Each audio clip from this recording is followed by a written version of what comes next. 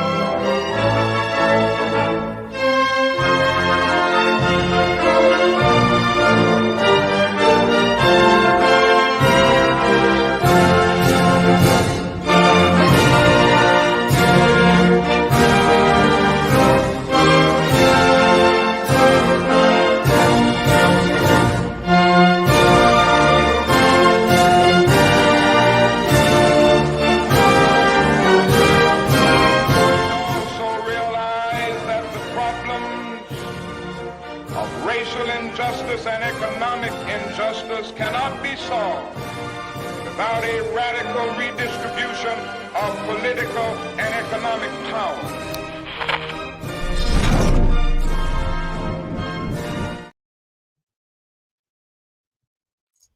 Alrighty, and we're back, folks. Happy New Year to everyone. It's been a wild year.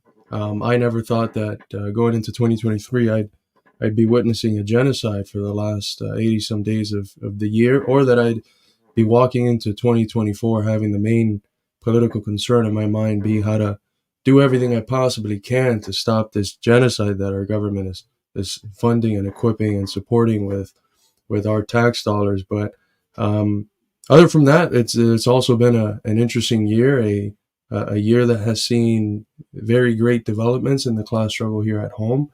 It saw the Teamsters vote favorably for using striking as a method to obtain their demands. It didn't get to that point. They were able to win a historic contract without a strike, but the UAW also saw under the leadership of Shawn Fain one of the most historic and creative tactics of modern militant unionism, which is the stand-up strike. And it was a strike that was able to obtain tremendous working class solidarity across not just the people in the UAW, but across folks from other unions. And it was a strike that, again, like the Teamsters won a historic contract for the workers that were involved. And as soon as they finished, instead of resting, the first thing that they proposed themselves was to organize folks in other automobile companies and for all working class institutions, unions, to come together to attempt to see if we can get some sort of a general strike within the next few years. So tremendous year at the level of class struggle and the development of the consciousness of our people. Yeah, absolutely. And that's not even the half of it. You know, right. We had not just Shawn Fain and the UAW, but really revolutionary developments within the Amazon labor union. I mean, Chris Smalls, and here's the thing. This wasn't like a left project, right? Organizing Amazon was a worker project. And it succeeded based along the tactics developed by Bill Foster, who was one of the greatest communists in American history. And this sort of begins things, right? And beginning with that class basis and communist tactic and consciousness instilled in the people of the ALU through Foster's teaching, you see the continual radicalization of that union and Chris Smalls. They defeated a very sophisticated attempt at wrecking And Smalls has been, in Cuba and talking about how revolution is the answer. And this is just one small part of the new labor movement forming. There's also been all kinds of activity all over the political spectrum. I mean, even if we take bourgeois politics completely out, I don't think anyone watching this can say that the left right now going into 2024 is anywhere near what it was going into 2023. New things are developing. The way I've been thinking about it in my head, and I'd like to hear what you think about this, Carlos, because we haven't had a chance to discuss it yet. The way I've been thinking about it in my head is that there is a new communist movement emerging. And it's, disparate and disjointed right now. It's, baby steps. Like the last year I see as baby steps out of distortion and stuff, but this is really a coalescing of something new, something that transcends that old dynamic that we seem to have been stuck in the past few decades. And I think we're a part of that here at the Midwestern Marx Institute. I don't know. What do you think, brother? No, I agree. There's been various areas where there have been leaps, both in the communist left and in the organic developments coming out of the labor movement. One of which includes not just these immediate trade unionist struggles that we've been discussing, the struggles over bread and butter issues for working class Americans, but also an internationalist dimension, which is all too often absent of military trade unionism, especially within the imperial core. And we've seen a union like the UAW, a massive union, come out fervently in favor of a ceasefire, right? Come out in favor of stopping a genocide that our government is funding to the tunes of billions and billions and billions of dollars, while our streets and our cities and our buildings and infrastructure all collapse, while people are dying in the streets and dying because they don't have health insurance, and where 1 in 5 children goes to sleep hungry in the richest country in the history of the planet. So it's completely absurd. The contradictions of capitalism are heightening. They're becoming more and more apparent for the American people. And the question now is not of convincing people that we can no longer go on in the old way. Most of them seem to agree with that. The elite agrees with it. But the question is formulating and creating the sorts of organizations that can lead us into a new world. Coalescing amongst the broad array of discontented masses in the American people, some sort of understanding of the systematic root of the problem and how we can genuinely move forward. Because one of the things that we know from the history of capitalism is that it's going to try to make one of the most essential defenders of the system appear as critics of the system. It's always going to have to prop up radical recuperators that take a variety of different forms. They don't just have to take a left-wing form. They can take a seemingly populist right-wing form that preaches anti-establishment, attacking the deep state, attacking globalization or whatever, but in substance just recuperates the energy of a base that's genuinely interested in something new. So the question is, how do we appeal across this ideologically broad spectrum of the American people that are tired of the way things are and that want something new? And that something new can only be socialism. And anything else is really just a reiteration of the same old system where a small group of people enriches themselves on the backs of the vast majority of humanity. We need socialism, and the question is, how do we come together and bring the people together in the struggle? Yeah. Well said, brother. I think that's the thing. No matter if it's taking a right form or a left form, what's happening is the ruling class, the establishment, the imperialists, the globalists, whatever you want to call them, the bourgeoisie, right, are interested. They're not stupid. They understand that people are pissed off. People are pissed off.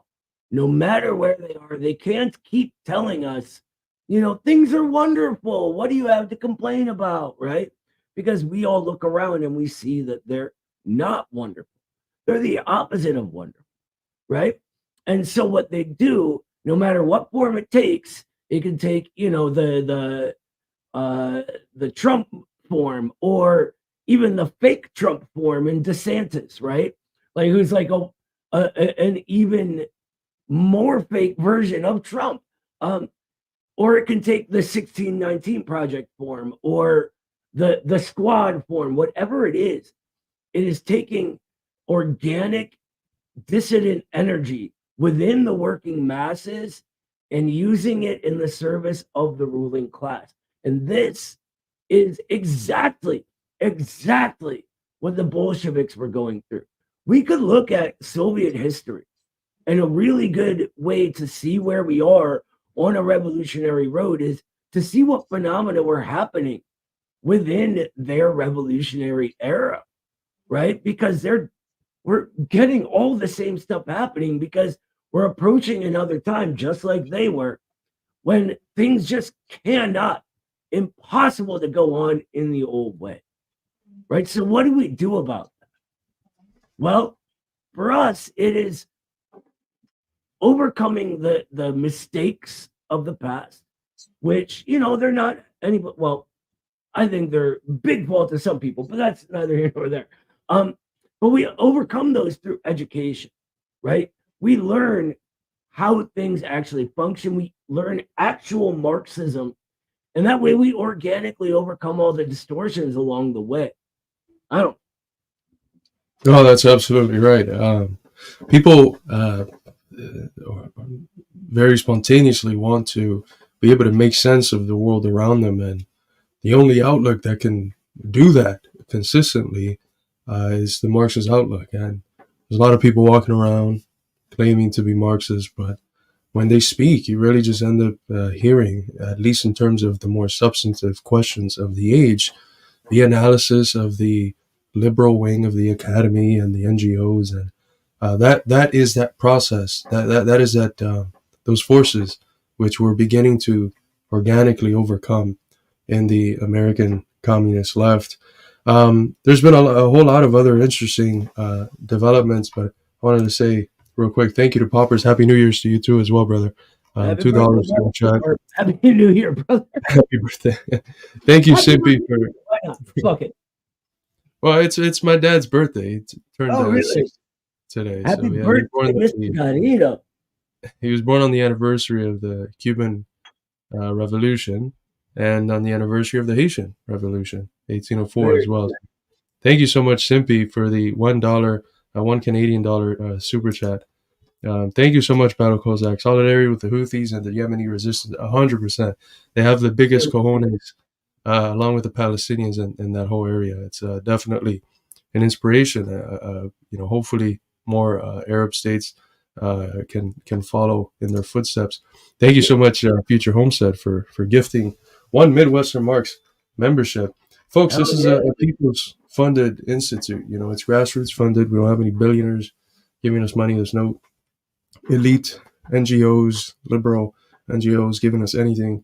And we wouldn't take it from them. We wouldn't take it from them if they tried. We're people funded, and it really is the People's Institute. We don't consider an audience to be something external to me, Noah, Eddie, and the other folks that contribute in various ways to the Institute. It's a community here that we're trying to build, a community of folks that can educate themselves for the sake of not just hoarding knowledge or whatever, but for the sake of changing minds and hearts, because that's what's necessary. Ultimately, it's a battle for the consent of our people. We have to convince our people that our route, the socialist route, is the one that is rooted the most in their class interests and the interests that pervade their everyday life. And it's not that hard. That's why the ruling class has to pervert what Marxism is so much in order so that this analysis that's almost intuitive for regular working folk doesn't reach them, but it's going to reach them. They can't hide it forever. So, but I wanted to say that there's another interesting. Yeah, go ahead. No. Before we get on that, I just want to comment on Battle Kosak's statement.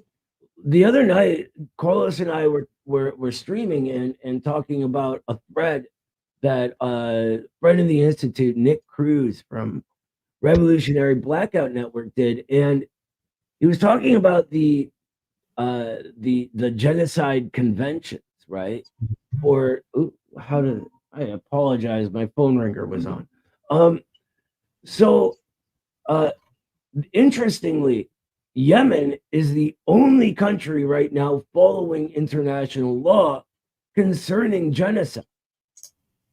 And of course, we stand with them 100%. Well, there's a few others, Cuba, Venezuela. That Well, I they've mean, never they're had actually getting yeah. involved. And that's like, it is incumbent on, and Cuba doesn't count because of the strictures they're under, but it's incumbent on every country within the charter to get involved if this is happening. And not only are countries not getting involved, but they're aiding it, actively aiding it. I don't know, it's crazy. So sorry about that. I just wanted to. So there's other important things that have happened this year as well. I think regardless of how we might feel about it, I think it's notable that someone that calls himself a communist, a MAGA communist, was able to, for a period of a month or two, be the most viral account on all of Twitter. One of perhaps the most influential social media platform for political discussion, where a battle of ideas is being waged. And I'm speaking, of course, of Jackson Hinkle. The folks in our audience know that there's no direct mapping on a lot of issues and opinions between us, but there doesn't have to be. The truth is that this is someone who calls himself a communist, who has been ardently defending Palestine, the anti-neocolonial coups in Africa, who's been defending China, Russia, and the anti-imperialist forces around the world, and upholding, even if in a way different from the way some of us do it, upholding communism.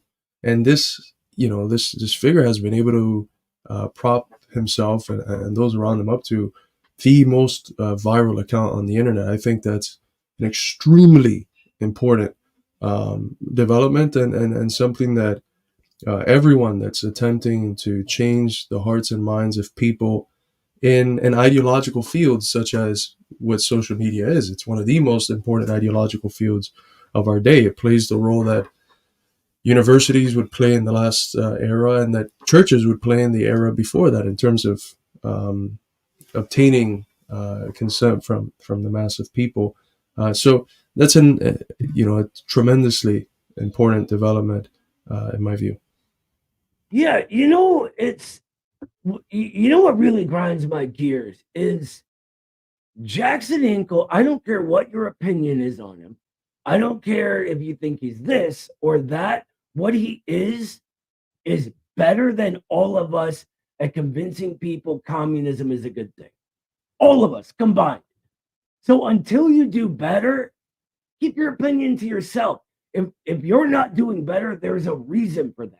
If you're not winning more hearts and minds, there's a reason for that. And just dismissing someone, and I'll get to this, just dismissing someone because you don't like an opinion they hold, is only shooting yourself in the foot. One, that's the purity fetish talk, right? Because he's impure, we have to dismiss him. Oh, he's not a real communist. Me, who hasn't done anything, I'm the real one, the pure one, right?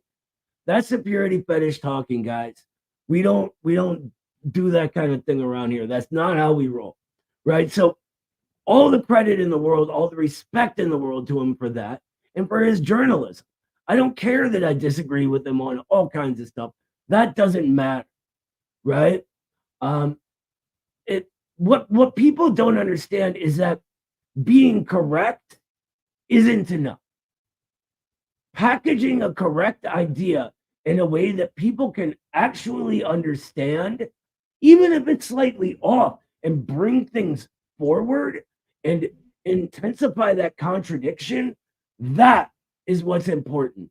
Getting to revolution is what's important, because look around. This country is crumbling. And if we don't do something now, it's not going to be around to, have your idealized utopia. Regarding Eddie and stealing my cat, I will never forgive him. He's dead to me. Thank you, Chris, for the $5 super chat Thanks. and for keeping up with the internal contradictions of the Institute. Yeah, no, you're absolutely right. And I think a common mistake that people make is that because they're communist and involved in communist organizations, that they expect others that are not involved in those organizations to live up to a certain way of being. And when they don't live up to that pure idea of what a Communist Party member should be, they condemn them. And that's wrong, because if say Hinkle's not in the Communist Party, or in another one of the communist parties or self-proclaimed communist parties, you shouldn't judge them through the same standard that you do with those people. Just like you wouldn't judge Julian Assange through the standard of a Communist Party member, or now, unfortunately, the late John Pilger, and you wouldn't judge, Daniel Ellsberg. You wouldn't judge any of the people that are important reporters, journalists, who very clearly side with the people and who report on issues in a way that challenges the narrative of the Western imperialist elite, and that that have them side objectively with the people, not just in their own country but around the world. You wouldn't like assess them through the standard of like a party member, because they're not. But if you assess them by that standard of like a journalist, someone spreading ideas, someone that's perhaps more influential, at least in terms of Twitter views, than everyone else on Twitter for at least a month, it's a tremendously important development. And I know people are going to come out and say, but he's this, but he's that. I'd say take a lot of it with a grain of salt. There was stuff that a few months ago, tweets of his that I thought I saw that have since been shown to have been tampered. And then the question arises, why would certain people who have not been successful over decades, regardless of how much institutional support that they have and financing, why would those people who have not had a fraction of the success in changing the mindset that he has, have that form of interaction with him where tweets are faked and stuff to convince people about the narrative that they have created about him? I'm not saying he's an angel. There's a lot of stuff we disagree on, but he's, in my view at least, on most things, on the right side of history, and in a way that is unprecedented in the modern era. No, there has not been a communist of the stature that he has been able to achieve online. And whether you like it or not, I don't care if you like him or not, that's an important thing to analyze. And if we're going to talk about important developments in 2023, I think that's one of the big ones. Yeah, I think, well, I began this by talking about this new thing forming, right? And that whole condemnation and eating each other alive and saying, oh, revolution has to be this, revolution has to be that, rather than understanding the real movement of history in all its flaws and understanding how that works and pushing it forward. This is the new separating itself from the old. Let's face it, the last period of history's left failed in every single way it possibly could. All it did was talk about how wonderful it was and how bad everything else was. That's it. Cancel culture. That was the last period's left. And if we combine that with sort of the post-Soviet left that fills that void, that middle-class social chauvinist view of thinking, they're the enlightened few and they have to lead all of the dirty, unwashed rabble. That's a picture of the old thing. This new thing developing that's coalescing now is not going to look anything like that period's left thought it would. It's just not. And if you can't accept that there are people lying about these new forces forming, if you have to hold on to saying how bad they are, then you're stuck in the past, my friends. We have things to do. real problems in the real world. Absolutely.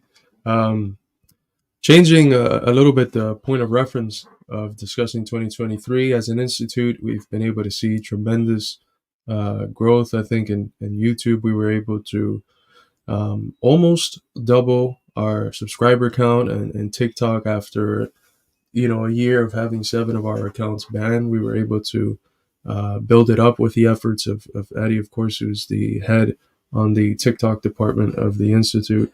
We've been able to rebuild it up to, I think, 170,000 followers. It's gotten more than 10 million likes since this new account has been around, and especially at the beginning, in the first few days of the intensification of the Israeli Zionist ethnic cleansing of the Palestinians.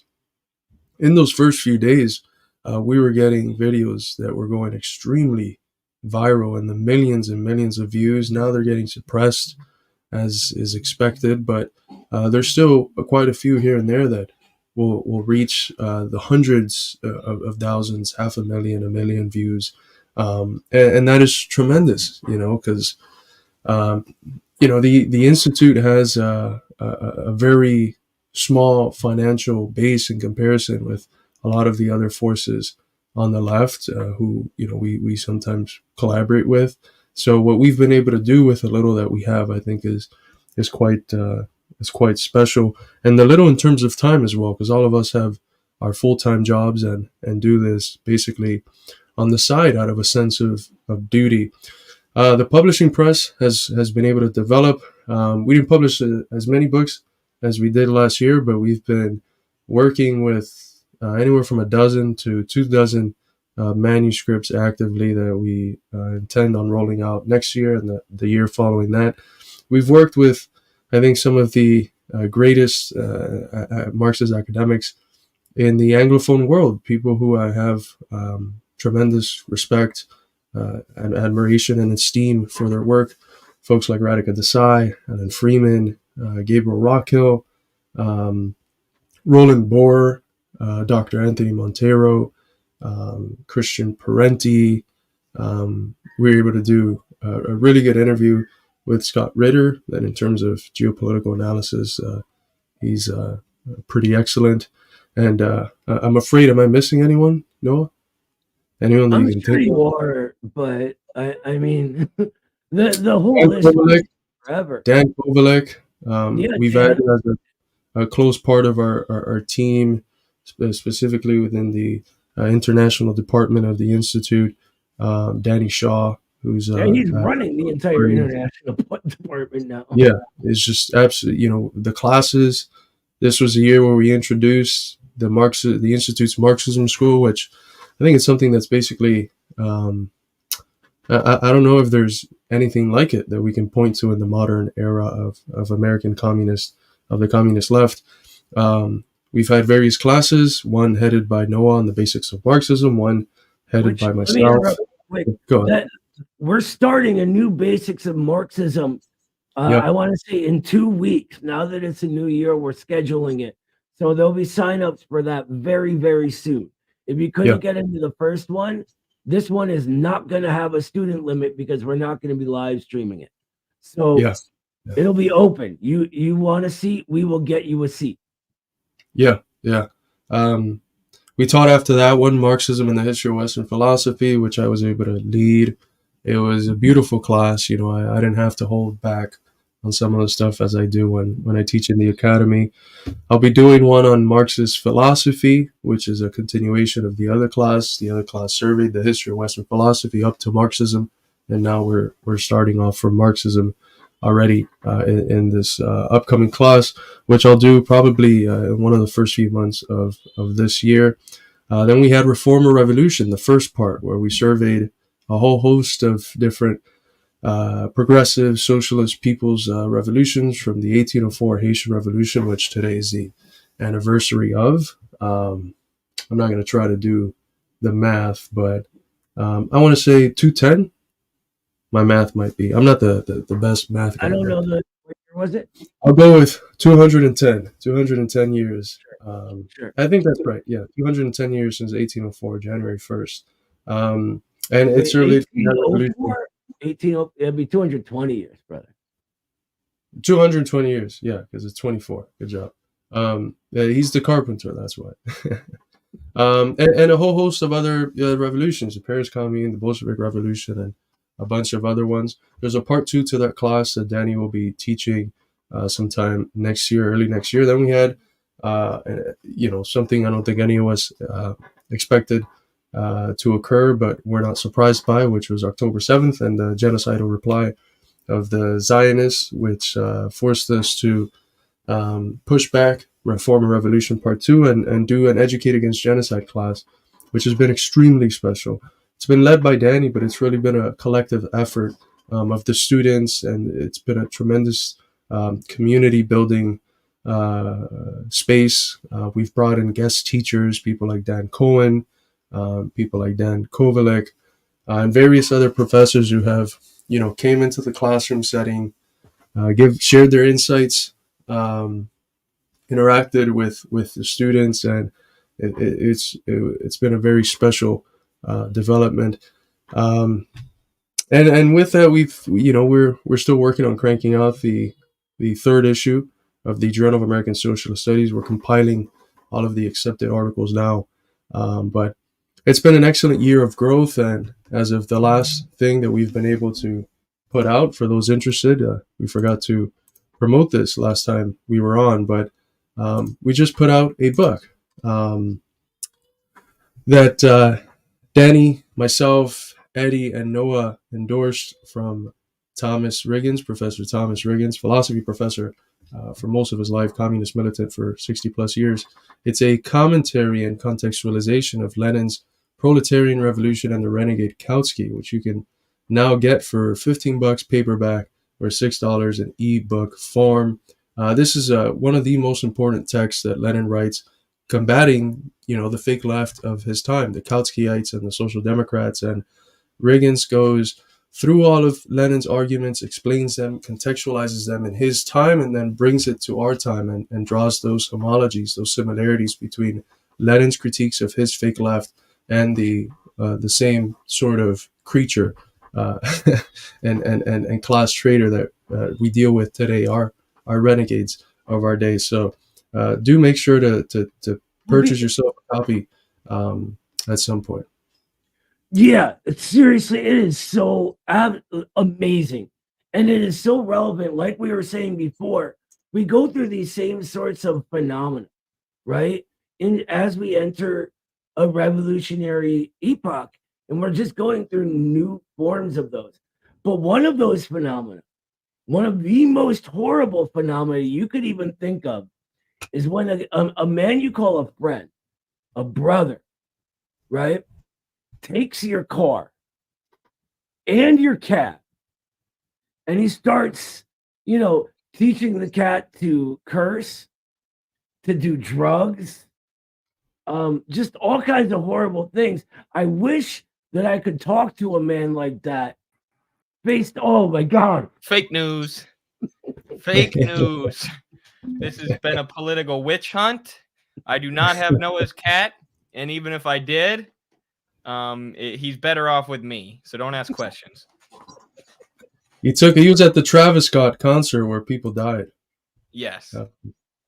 So but we had a good time. Yeah, that's what matters. We're here for a good time, not a long time. That's what my Drake would say.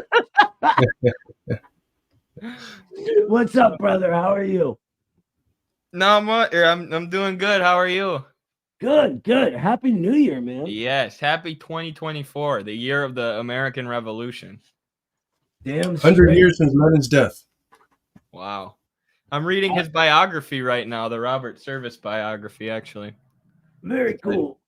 I've been talking about 2024 being, my prediction is this is going to be the year of the new communist movement, like the real formation of something, right? We've had all these disparate groups and steps out of the fake left, and now this year, I think it's really going to begin concretizing.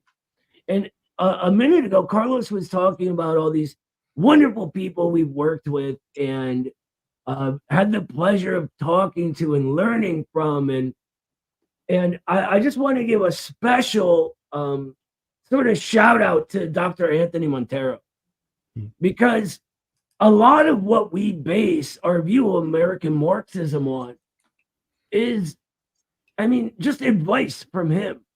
That we were so deep into Henry Winston and stuff like that. And we'd read Du Bois before, but not the way we should have. And if he wouldn't have sort of encouraged us to go back and read Du Bois again, none of what we do now, none of the theory we're creating would be possible at all. Yeah, that's true. I ended up buying a speaker the other day. I was driving around and listening to Black Reconstruction. And I'm like, I need an aux cord or I need to listen to this louder. Because, yeah, like you guys said, have always said about it, and like Montero's always said about it, it's a Marxist analysis of America's conditions and of class society in America. And it's extremely valuable, whether Du Bois called himself, a Marxist-Leninist or not. Yeah, especially when you start getting into his insights on Asia and Africa, in the world in Africa, and color and democracy, which is printed together as a collection. I think Oxford is printing all of Du Bois's books, and it's pretty darn good. But I think we are seeing, what Dr. Montero calls an Afro-Asiatic reconstitution of the world. I've flirted with calling it a post-Columbian, post-1492 era, but I think people are calling it a vast array of different things. Some people call it a post-hegemonic order. But the truth is that global power is shifting for the first time in, frankly, 5 centuries towards the East. It's and it's unprecedented, and that's what makes the fight that China is in, besides other factors, but the fight that China is in with U.S. imperialism and the imperialist system, it's unique because these conditions never existed when the USSR was around. Even at its strongest, you did not feel the global weight of power shift east. You felt it somewhat distributed, but now I think it's becoming abundantly clear for most people that power shifting east in a way in which it hasn't done in centuries. Yeah, and that gives us. Oh, I'm sorry, Carlos. Just to tie back, Du Bois helps us think through that with those. He absolutely does. And like Du Bois does, he ties it back to what's going on in the U.S. This is what we should be doing, right?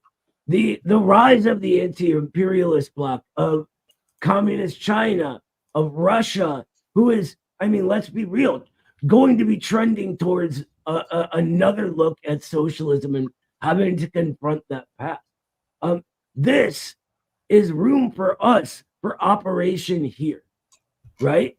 We understand through Marxism that these international contradictions between our ruling class and these other nations, they affect the contradiction we have with our ruling class. And we need to understand that in order to understand how to operate here. We can't keep operating from these sort of Proudhonist, positions of eternal justice and these liberalistic moralisms, right? They failed the left of the last period. And so we need something more. We need to get back to, and this is what we really need. We need to get back to the basics of Marxism. That's why that's the first class we did. What is missing in all of these supposed Marxists in the US right now is basic Marxist analysis, right? And so we get all these wild ideas and they're all yelling at each other and arguing with each other because nobody is using that basic Marxism to inform their analysis of X or Y or Z or whatever, right? What we have instead is a very empiricist view where people get so involved in wrapping up the analysis of one tree that they forget the forest exists, right? But it's not just that one tree. They move on to the next tree. They do. And they think that by analyzing each tree in succession and then piling those trees on top of each other, they have a view of the forest. But the Marxist view must understand each tree to understand the forest, and the forest to understand each tree, and how they all connect and shape each other, and at the same time are shaped by each other. This is the premise with which Marx and Engels and Lenin and everybody else begin every question, every single one. And that is what is returning now with American Marxism. It's interesting to see too the viral potential of the basics of Marxism, like TikToks.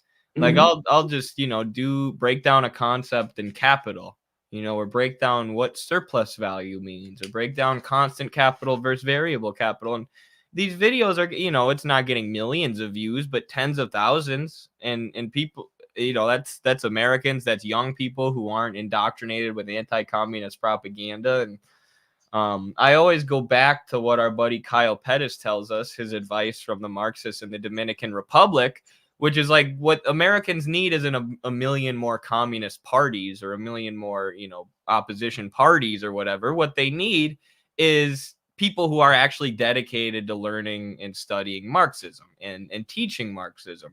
And once you have that, once you have a collective of people who can teach Marxism and analyze the world from that worldview and teach other people how to do it, then you can really, grow exponentially and create a movement that threatens the ruling class. And that's why, that's why theory and books are so important. That's why for a lot, even in the modern era, even in an era where TikTok and technology matter, like the quickest way to change someone's opinion on something is with a book.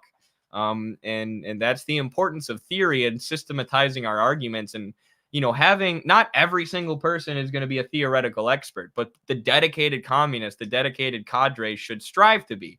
And once we create a group of working class people who are doing that, and we start growing that group and recruiting, that's when, something serious is going to crystallize, like what Marcus here is predicting will happen in 2025. And thanks so much for the super chat, Marcus.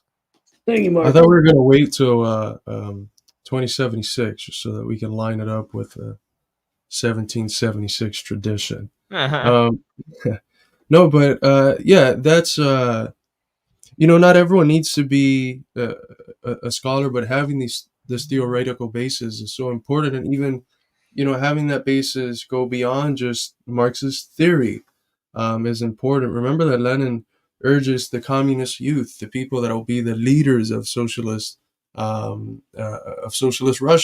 the people that upon whose ideas and practices will be built the first generation that has existed within a socialist mode of life. He tells them you have to drink from the wealth of knowledge that humanity has created. That means the best of bourgeois thinkers, the best of some of the medieval thinkers, the best of some of the ancient classical thinkers, the best of thinkers from other parts of the world, which are often not looked at very closely. That's a flaw that I have, and that hopefully at some point I'll have the time to correct and have a deep study of Indian, Chinese, and various other forms of ancient Eastern philosophies. Mid-Eastern Muslim philosophy, which is absolutely brilliant. They kept Aristotle while he was gone for us for 800 years. And that reference that you were making, Noah, of the trees and the reified study of the individual trees. If you took my history, my Marxism and the history of Western philosophy class, you should know what method that is. That's the foundation of the bourgeois outlook. That's Cartesianism. Mm-hmm. And it's spelled out specifically, explicitly, and his discourse on method. Like, this is, you break everything down to its smallest pieces, you understand one piece, and then you go little by little understanding the other ones until you reconstruct the whole.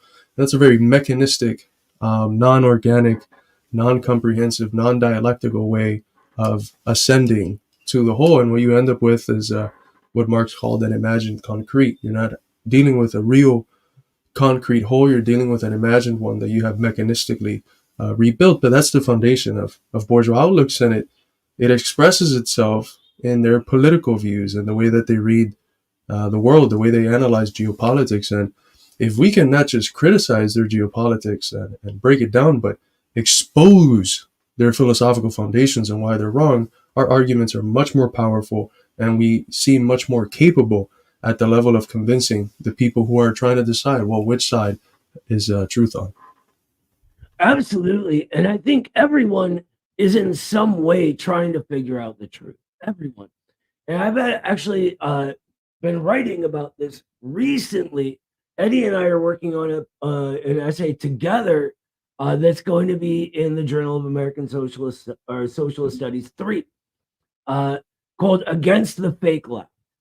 Right. And what it is a description of where we're at and the divorce of the left from the working class and why that is, right? And what all these distortions are. And I actually use the tree example in the paper, right? Of how to explain mechanism. And we go into some solutions and also the way the bourgeoisie use all of it, right? Because they don't just use the distortion.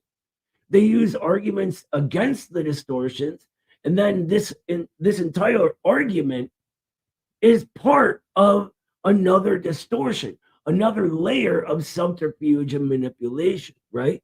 You get your Jordan Petersons, for instance, or James Lindsay's, that because all these distortions and wokeism is going around pretending it's revolutionary in some way or Marxist in some way, they can then say, well, look at that ruling class. They're all commies. They're all Marxists, right?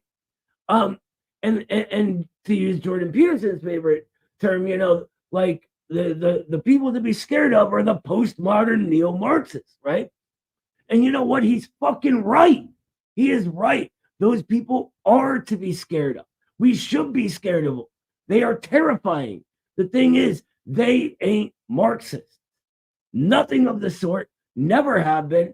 We're born and bred in anti-communism, propped up for the reasons of anti-communism, have a completely opposed foundational view of what reality itself is, right?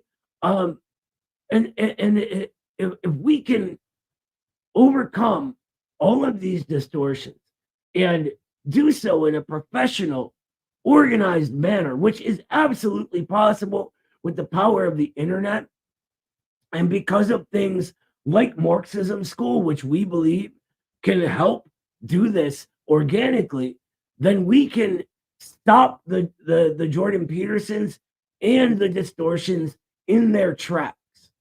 And that, my friends, is the goals of 2024. Absolutely. There's a really good chapter in The Management of Savagery by Max Blumenthal, which I just finished. And I'm basing my little part in the article, the collaborative article Noah was just talking about. Oh, yeah, you got that book too. That's awesome. We should do a joint review of it, honestly. Absolutely. Yeah. But my piece in Against the Fake Left is based on that.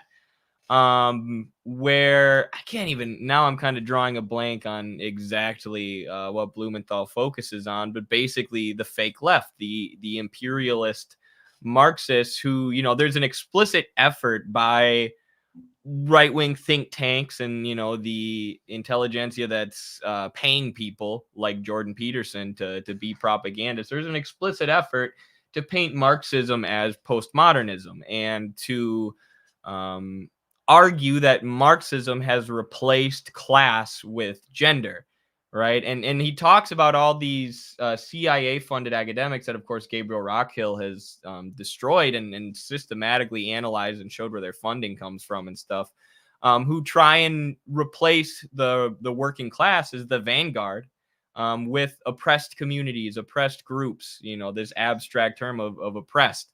In different minority groups. And then they call that Marxism. But of course, when you take away the centrality of class, then that's not Marxism anymore. But you have these, it's genius for the ruling class. You have these CIA-funded leftists who say that postmodernism is Marxism. Then you have the right-wingers who say, yep, they're right. That's what Marxism is. Isn't it horrible? And meanwhile, nobody knows what Marxism actually is, which is, at the end of the day, it's common sense. It's the idea that poor people have more in common, than people who are the same skin color, but one's a bajillionaire who inherited all his money, and the other one's someone who works 50 hours a week just to get by. You have far more in common with people of different racial, ethnic, religious groups of your own class than with rich people who are the same color as you. But there's purposeful efforts to obscure that, and it's been a genius strategy for the ruling class. There's another strategy too that I think is worth highlighting, and I'll talk about this when we get more into the management of savagery, or when I do a review of that book, possibly a joint review with Noah. But Blumenthal labels them the jihadists and the counter jihadists. So you had like George Bush, Donald Trump, all these conservatives who capitalize on xenophobic propaganda, and you see that right now with Hamas. They're a bunch of terrorists, they're a bunch of Arab extremists, and of course they're not their resistance group, but there are jihadist extremist groups in North Africa and the Middle East or West Asia, mostly because the U.S. has been arming them, funding them, and propping them up since at least the Soviet intervention in Afghanistan, where they were funneling arms and guns into the Mujahideen, which would later splinter into Al-Qaeda. And the war in Iraq helped ISIS to really establish a base of support and of power for the first time. So you have the U.S. and the CIA propping up jihadist groups around the world, and then domestically, you have politicians fear-mongering about it. Yes, there are jihadists, vote for me, so we can go bomb Iraq or do whatever. And in reality, that's what's creating the jihadists. Yeah. Oh, go ahead, Carlos. No. I think you guys unfolded this topic splendidly. If you have something to say about it, no, go ahead. If not, we can jump into. No, I was only talking because I saw your mute thing on, so I just didn't want dead air. No, by the way, shout out to the fine art revolution, the comrades. They do tremendous artistic work, and art is so fundamental for any revolutionary process. The 2024 American Revolution, it just looks right. It does. Happy New Year, comrade. 1000%. And I want to say a special shout out to George from Fine Art Revolution. We've been putting together this production team, and his work is just absolutely phenomenal. We're going to be we're going to be overhauling a lot of stuff very soon. We're going to be doing sort of a new aesthetic for all of our streams that we do on our own, as well as the one together. But this is going to come with new merch and video clips, all kinds of stuff. And George from Fine Art Revolution did this amazing piece of the heads of Marxism with Marx, Engels, Lenin, and Du Bois on it. And it's just phenomenal. So one of these days, very soon, you're going to see behind me here a poster of that piece on my wall. That's all. Hell yeah. Yeah, I think we should all get that. The Heads of Marxism thing came out beautiful. I've shared it on Instagram every time they post it. But we have a couple stories, big stories to discuss today. One of them, the first one we'll touch, is on the multifaceted character of the American crisis. And we're going to do this by examining some tweets that compile a series of relevant statistics concerning how things have gotten worse throughout the year for the American people. We're also going to be discussing some videos where people talk about how something along the lines of 40% of debtors to student debt have not been paying back their debt. We're also going to talk about Trump getting kicked off the ballot in Maine and Colorado, and what that signifies for the 2024 elections, and the party that's positioning itself as the defenders of democracy, attacking or trying to block the fascist threat. And then we also have an interesting video from Bill Burr where he's talking about the American oligarchy. So I think this would be a good collection of things to discuss concerning the American crisis and how we're stepping into 2024. And then we have another segment later on Israel and some spyware that they've been using in order to collect information on people who are sympathetic to the Palestinian plight. But without further ado, let me pull up this. I see here that we have a super chat. Let's get to the super chat before we start, just so that we don't have to wait a long segment. Thank you so much, Eric Elmore, for the $10 super chat. This is wonderfully appreciated. It's a people's funded institute, so without these super chats, we wouldn't be able to do a fraction of what we do. I love the intellectual / philosophical aspect of radical revolutionary change, but where does mutual aid / on the ground work play into revolution and your work specifically? Much love. Thank you. That's a very important question, one that I think we ponder quite often. Quite a few of the folks in the institutes are in various communist parties where they work on the ground and then do stuff with the institute online. We have been active in some of the more major working class struggles, whether it's having folks from the institute stand in picket lines with striking workers, or take Gatorade bottles and pizzas and all sorts of. We've been doing this from the start, really, all the way back to the John Deere strike of, I want to say, 2 years ago now. But it's an important question because we have been able to build up an audience online of people, and we don't have a way to translate the people that come to agree with us ideologically online to organizing. So it is, I think, one of these central questions that we're going to attempt to tackle in this upcoming year, because we're not stupid. We can have everyone in the universe follow us on Twitter. That doesn't mean we'll have socialism. You still have to make that transition into the real world. So it's a question of how to do it. And I'm not as pessimistic as some people are, where they see, oh, it's just online. No, that's not the case. And we know that's not the case. It's real people who listen to you online. It's not just fucking robots.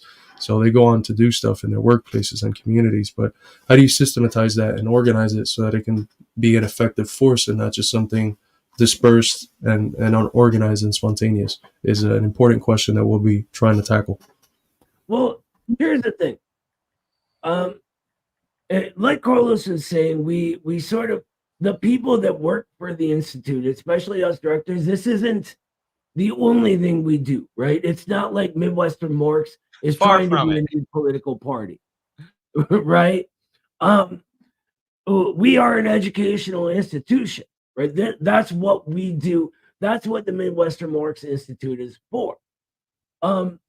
So we are in organizations outside of this that do work like that. Like me, for instance, I besides being a member of the Communist Party, I'm super active in my neighborhood, my sort of community locally, right? Like this morning, I was at the swearing-in ceremony of all the city council stuff. And then we had a local organization meeting to see there's some details we needed to work out on a project we have. I needed to book some rooms for a conference that someone is running in May, blah, blah, blah, right? So there's a lot of stuff that happens that you don't see on the Institute social media because it's not really significant for what the Institute is. That's all. For sure. Let's give Eric Elmore a round of applause. I got it.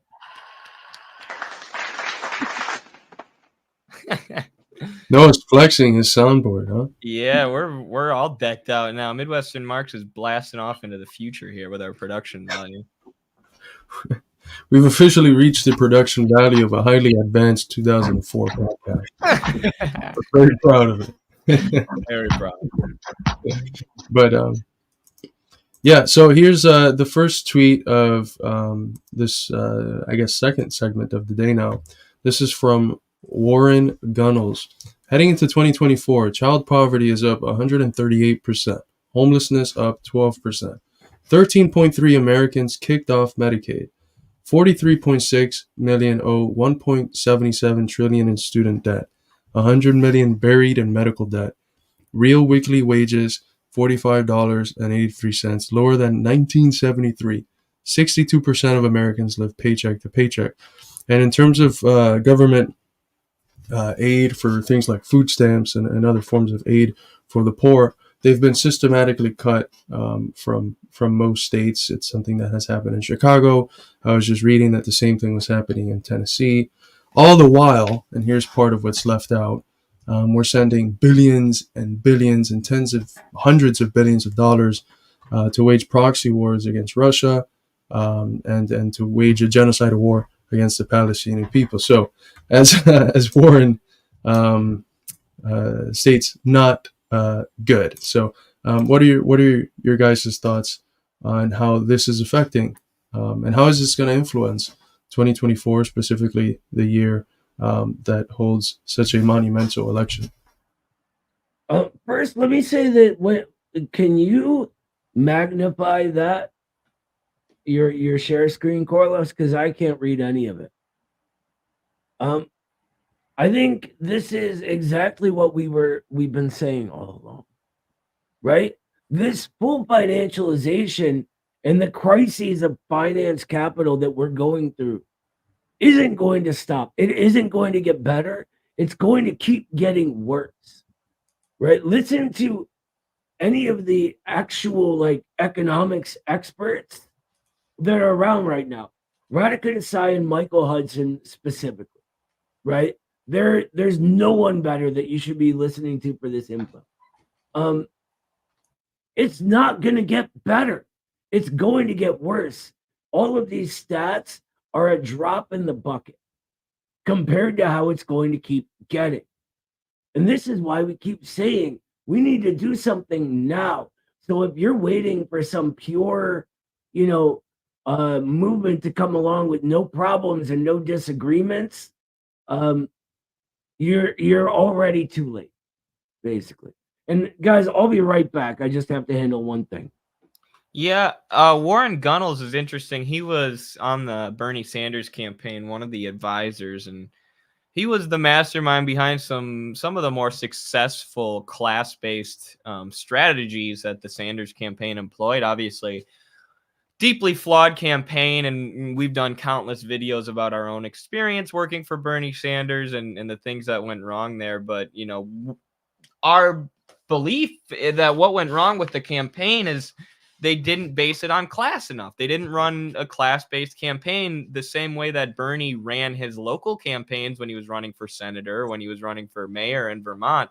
He would just, he didn't care if you were a Democrat, Republican, or independent. He would go to the working people and he would go to the unions and ask them what they wanted, and he would fight for that. And oftentimes, it didn't have to do with the hot button political issues that you hear about in the news all the time, like abortion and bathrooms and whatever else they keep people fighting about. It was just, we want a new public park, or this road has a lot of potholes, we want that paved. And Bernie would go then try and accomplish what people asked him for. And when people saw results, when people saw material improvements to their lives, they decided to keep voting that way. So he flipped a red state into a blue state.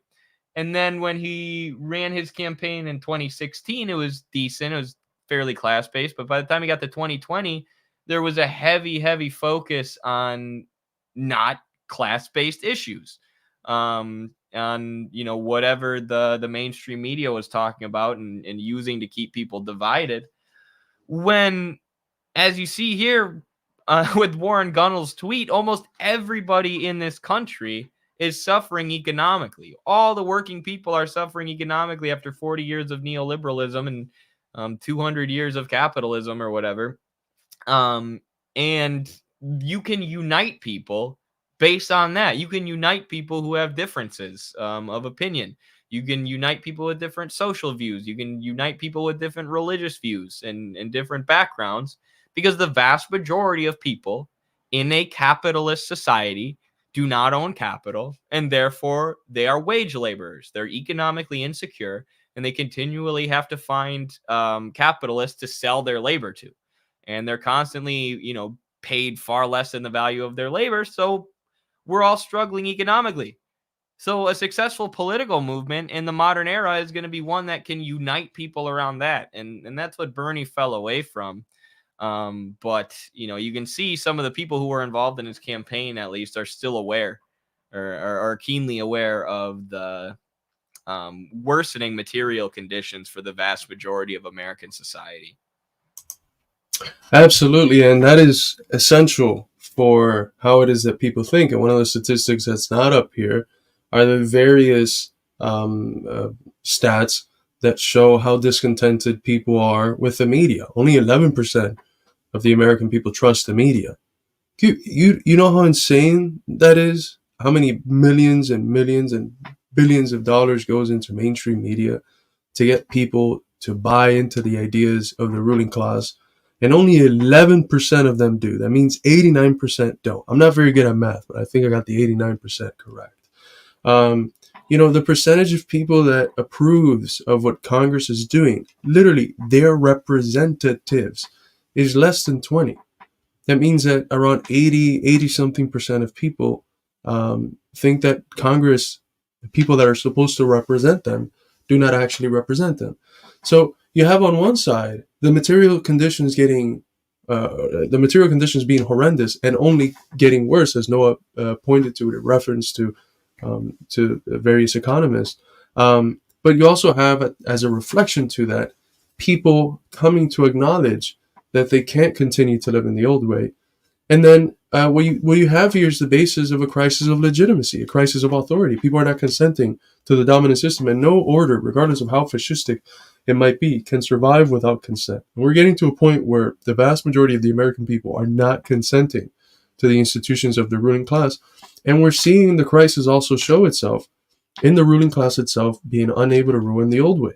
And this is the basic formulation for a revolutionary situation and the Leninist understanding of what constitutes objective conditions. How can a ruling class continue to ruin the old way when it is consistently failing in all of its proxy wars, when it fails in its ability to achieve the ends that it needs to achieve to sustain its imperial interests abroad? We've seen it lose against Russia. We're seeing it lose now against Palestine. Yeah, it's the only thing Israel's good at fucking killing is innocent women and children. And the actual fighting, Hamas is kicking their fucking ass. It'd be a pipe dream to think that the Israelis can beat not just the Palestinian liberation forces, but the Houthis, right, Hezbollah, and then Iran, which is ultimately part of this proxy war that the U.S. is waging through Israel against really Iran, which is one of the most central outposts outside of the imperial sphere of influence in this region. We know that they're not going to succeed with China. It's ludicrous to even think about that. They're not going to succeed in trying to take the Essequibo away from Venezuela. They failed. They're not going to do anything. And if they try to, they'll fail, as they have been failing for the last 2 decades in trying to overthrow the Venezuelan government. They literally fail in most of the things that they do. So it's gotten to the point where only the richest big monopolies, specifically in the sectors of the medical pharmaceutical industrial complex, the prison industrial complex, and the military industrial complex, and Wall Street, those are the only people that are benefiting from these losses because they're getting filthy rich. So it's clearly collapsing. The American ruling class cannot continue to ruin the old way. They're currently waging lawfare against the former president, which I don't care how horrible you think he was. It's difficult for me to think that he's any worse than the one that came after him that's literally funding a genocide in front of our eyes.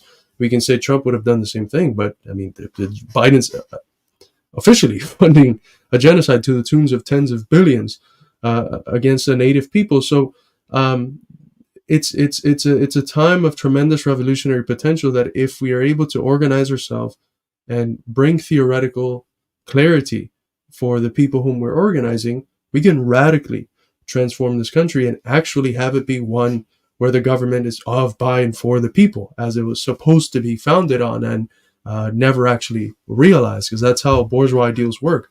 There's the enunciation of the ideals that are lofty and that appeal to the common humanity of everyone, and then there's the substance of the narrow interests of the ruling class that can never actually make those ideals real. They can never actualize them in the real world. Only socialism can. So we can take advantage of this, but it might be, as one of the comrades was saying in the comments, that before we're able to successfully take advantage of this, we'll see more death, more people dying from addictions and overdose, more people getting thrown into the streets, more people struggling with hunger, with crippling debt, et cetera, et cetera. Yeah, and Marx was saying that himself, right? That in his comments on the French Revolution, right? That it became a mockery of the ideals of the revolution. But here's the difference between the distortions and the dogmas and genuine Marxist education. That's why Carlos just said, if we are able to clarify the correct theoretical positions, right? The correct understanding of how society functions, then we can see that all of this dissidence, this angst, this anger, this anxiety about our society crumbling all around us is potential, is currently, unrealized potential, currently misdirected potential, whatever. And if we are condemning it and becoming middle class social chauvinists in our adherence to dogma, and dismissing the entire dissidence of the people who like Donald Trump as racist and backwards and reactionary, then we are turning our backs on Marxism, right? And this is why I was saying earlier that we have to go back to the basics. What happens in material reality is primary. I don't care what you thought a revolution was going to look like. The forces coalescing now, coming into existence now, are the particular form it is going to be taking in our situation. There's no such thing as a universal on its own, right? We are not going to see the Bolsheviks come into existence here in the US. We are going to see American communism here, right? And that is our traditions, our cultures, our particular struggle. And if we're so bent on saying, well, no, actually, to be revolutionary, they need to be this and they need to be that. They need to be woke and they need to have my views on what happened with Lin Biao, and they need to understand, the ins and outs of the seventh meeting of the Politburo of the Soviet Union. No, they don't. All right. Pay attention to what's happening in society and how we can intervene in order to push the class struggle forward. It doesn't happen according to a recipe. There's no socialism pot, right? None. Yep. What there is socialism becoming itself in a particular form. And if we don't understand that, we will continue to fail. But you know what? I have so much goddamn faith in what's happening right now and the real new communist movement forming that I don't think failure is going to happen. I really don't. I see the sky being the limit for us. For sure. Everybody knows material conditions are getting worse. 80% of people live paycheck to paycheck. You talk to anyone, they know it. Everybody knows the government's corrupt and doesn't serve the people. 17% of people trust them according to polls. But, I don't know where those 17% of people are. I have yet to meet them. Everyone I talk to hates the government and Congress and knows they're corrupt, knows they're bought and paid for by lobbyists and big donors. So the key then is teaching people the theory, teaching people the theoretical analysis. This is something that's baked into the structure of our system. That's something that's baked into the capitalist relations of production.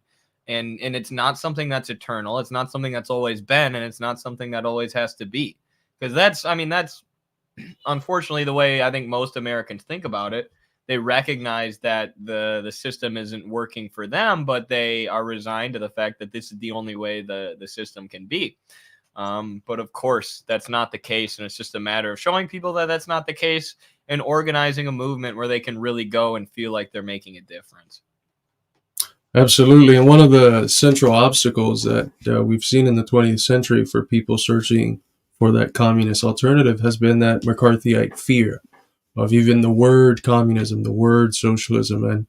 And for better or for worse, Bernie largely removed the fear of the word socialism. And when the most viral person on the internet calls himself a communist for a whole month, that word communism ain't that scary anymore. You don't see the most viral movie of the month being fucking Insidious, or maybe you do. There's crazy people out there that like scary movies. I don't like scary movies. They don't let me to sleep. But there's this famous quote from Lenin, which is that there's decades where it seems like nothing's happening, and then weeks where decades happen. And that quote is correct, but it has to be contextualized a little bit.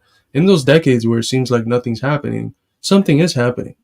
People are getting organized, people are getting educated, and they're preparing the conditions so that when history erupts and you have these spontaneous uprisings, they're not just spontaneous and then they diffuse. Because there's that baseline organization, that spontaneous uprising can be fulfilled. It can achieve its ends and have these moments of leaps in world history where decades seem to happen within weeks. Yeah, absolutely. Anytime you're looking for good advice, you can find it in Lenin. I want to answer a question here from our the people watching. Ping One asks, "Who's the bigger racist warmonger, Biden or Trump?" Who do you think it is, Eddie? Probably Biden. At least rhetorically, at least when it comes to rhetoric and when it comes to a career of warmongering, voting for the Iraq War, and not just that, but being one of the architects of the crime bill in America and the prison industrial complex and the militarization of the police and the turning, the police into an instrument to enforce this racist war on drugs. Biden was he was one of the people spearheading that. So just because Biden has been in the swamp longer than Trump, he's completely become the swamp. He is the swamp monster. Trump, I think, is drowning in the swamp that he wants to drain. He, in many ways, he was, this was forced on him by neoconservatives in Washington, but he filled his administration with his cabinet with all the same people as the Bush administration that he railed against, and even the architects of the Iraq War by like John Bolton and Mike Pompeo. Mike Pompeo wasn't one of the architects of Iraq, but a neocon who's the same ilk as John Bolton. These people were in his administration. It's laughable to call yourself an anti-imperialist when you have John Bolton in your administration. That being said, I think Biden knows what the empire wants, and that's, what he wants. He's a total puppet of the empire. Trump is more like some gunk that got caught in the imperial machine that they'd like to, spray some WD-40 on and get rid of, but they can't seem to. But that doesn't mean that he's going to tear the whole machine down. The machine can keep functioning with some gunk in it. You got to restructure the machine from its core. Yeah, you really do have to restructure it fully. You know what? I have like a private theory on Trump that he is very easily manipulated and led. That he is not as smart as he thinks he is. As good as he is with media, I mean, he was a reality TV show guy, right? And even before that, he was famous for being, the rich kid, the real estate guy. But he believed that he was working against the establishment. I think he believed it when he said he wanted to drain the swamp and lock Hillary Clinton up. And people that were much more cynical and better players than him took advantage of that.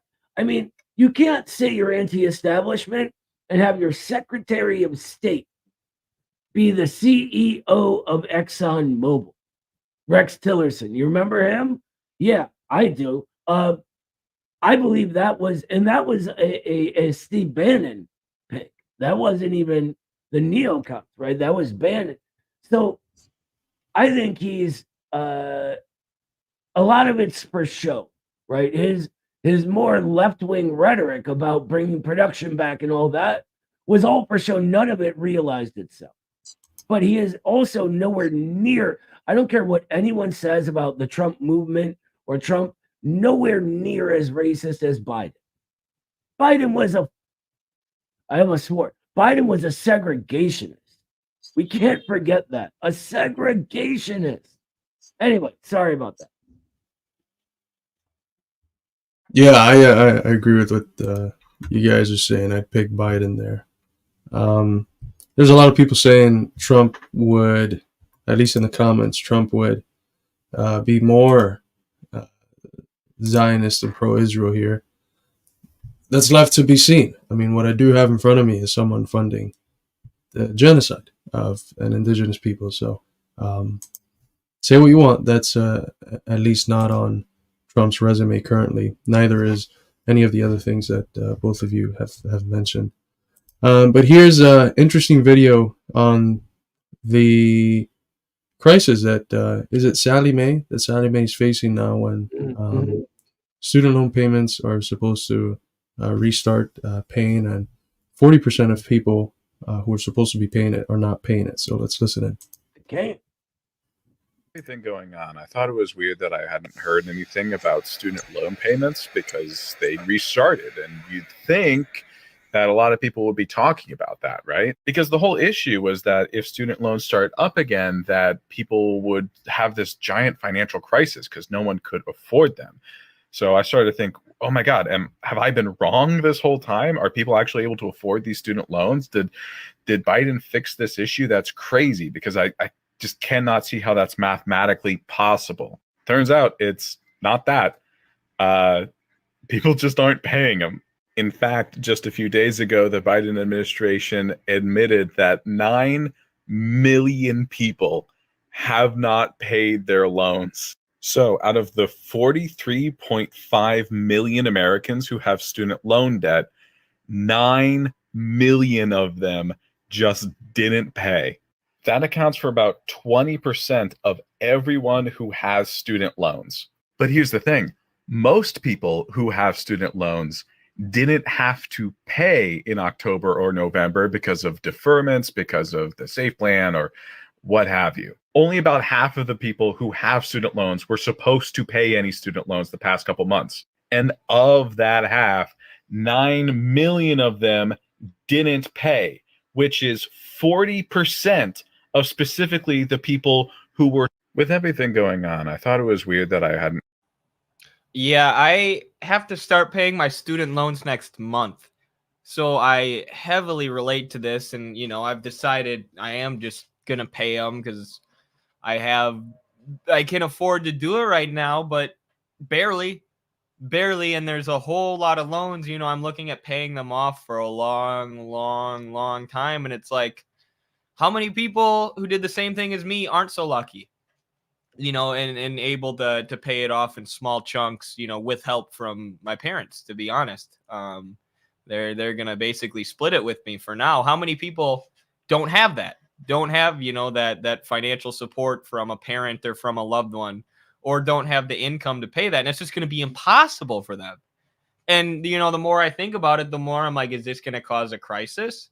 Is this going to cause a crisis that, the same way as 2008, where the banks were giving these giant housing loans to people who they knew couldn't afford it. And when those people eventually couldn't pay back their loans plus interest to the bank, you have this giant crash of the banks, a failure to realize their capital, or I don't know if that would be the correct word, because the way banks make surplus value is a little different than the way that industrialists make surplus value. But either way, you have this crisis where the banks aren't bringing in enough income, and it sends the whole system crashing down. Are we looking at that with student loans? Potentially. I don't know. It's impossible to predict because the capitalist system is so unstable. You don't know what's going to bust first. But this is a disaster. Right. And to look at this and think that this is working, that to structure our higher education system in this way, to where it just traps people under this strangulating debt, that prevents them from saving money and prevents them from buying homes and buying cars and reproducing human life, is preventing people from having kids. To think that this is a good way to structure higher education is absurd. Or to say, you know, I had to pay my student loans, or everyone else should, like, dude, okay, that sucks that you had to pay your student loans. It was probably half the price of what our student loans are because of the massive escalation in price. But, you know, who cares? Like the way nobody should want a higher education system that's structured this way in our country. You know, and that just shows the individualistic outlook that people are indoctrinated with, where they're like, no, let's not improve society. Let's not make society smarter. Let's not make it function better. Let's not offer higher education to people who have earned it and people who have worked their asses off in school. No, freaking John James paid his student loans off 20 years ago, when it was like $10 a year to go to college, $10 a semester. So therefore, we can't alleviate the student debt crisis. It's unfair to the people who already paid it. Fuck off, dude. That is the stupidest individualistic way to look at societal issues. And that is what the ruling class would love us all to do. To just be like, no, I don't want your life to be improved. I don't want the system and the structure of the society I live in to be improved, because it's not fair to me, you know, because I had to pay off my loans 20 years ago. Right? It's ridiculous. And who cares about how disastrous it is for the entire economy and country? Forget about that. You know, I had, you know, a tiny loan and was able to pay it back. So, blah, blah, blah. But here's the point. Here's the big thing, because this ties into everything about revolution and about communism. Debt is one of the primary forms of exploitation of the reproletariat, right? This new class forming in our era and reproletarianizing, right? And this is why whatever organization the Communist Party needs, as Lenin teaches us, the most advanced theory, needs to understand the conditions particular to their society through the Marxist view, and continually updating as the conditions change over time, right? That is why we need to understand the higher stage of imperialism. We need to understand the rise and fall of the middle classes. We need to understand the reproletariat, because all of these people are organizable. And the job of a Communist Party in our era should be organizing them. We should be able to do the work that networks all of these 9 million people at least. And we could get even more if it were an organized network to empower ourselves by purposely not paying those loans back. Having that power over finance capital is how we win. We could take down all of the financial institutions in a night if we had that organization. And it is possible. It is not only possible, it is probable if we do our jobs correctly, if we educate ourselves correctly, and if we organize, if we can overcome the fake left of the last period who's still whining that, you know, the rest of the left wasn't pure enough, and all these people not paying their debt, they have bad views, so we can't organize them. We can't organize a 9 million person rent strike, right? Think about that. 9 million people not paying a debt. Now add to that everyone else on that list. That's possible, guys. We could bring these financial institutions to their knees and take every single dime they've stolen back. We can do that. That's possible. The ruling class wants us to think it's not. As someone was saying in the chat earlier, that half of what they do in their propaganda these days is just trying to convince us that change is impossible. So we need to deal with the shitty situation and make do with, you know, stopping Trump fascism, whatever the fuck that means, right? By the way, that's a lie. Trump is not a fascist. Anyone telling you Trump is a fascist is a liar. Sorry, I didn't mean to go up on a rant. But yeah, the most advanced revolutionary theory is necessary if we are to have any revolutionary movement. So here's what I say we do. I say we get organized right now and bring that theory to that party you join. Bring it to them. As we go on, everyone who's serious is going to have to join into one concrete coalition network, whatever the fuck it'll be, at some point. So get that education in. Teach them about the reproletarianization, right? Teach them about the problems of the last period's left and about the purity fetish. Teach them that we can win if we organize and educate ourselves. For sure. All right, go. Sorry, Carlos. No, I gotta run anyway for like 2 minutes. I'm falling asleep, guys. It's getting late for me, so I'm gonna make another coffee and I'll be right back. Yeah, I just made my coffee, but Eddie, have we played the next video? The Bill Burr video or Trump in Maine? I think we could do the Bill Burr, and then we'll talk Trump when Noah's back. Sure, I will pull it up right now. So this is Bill Burr talking about one controlling many. Let's restart this.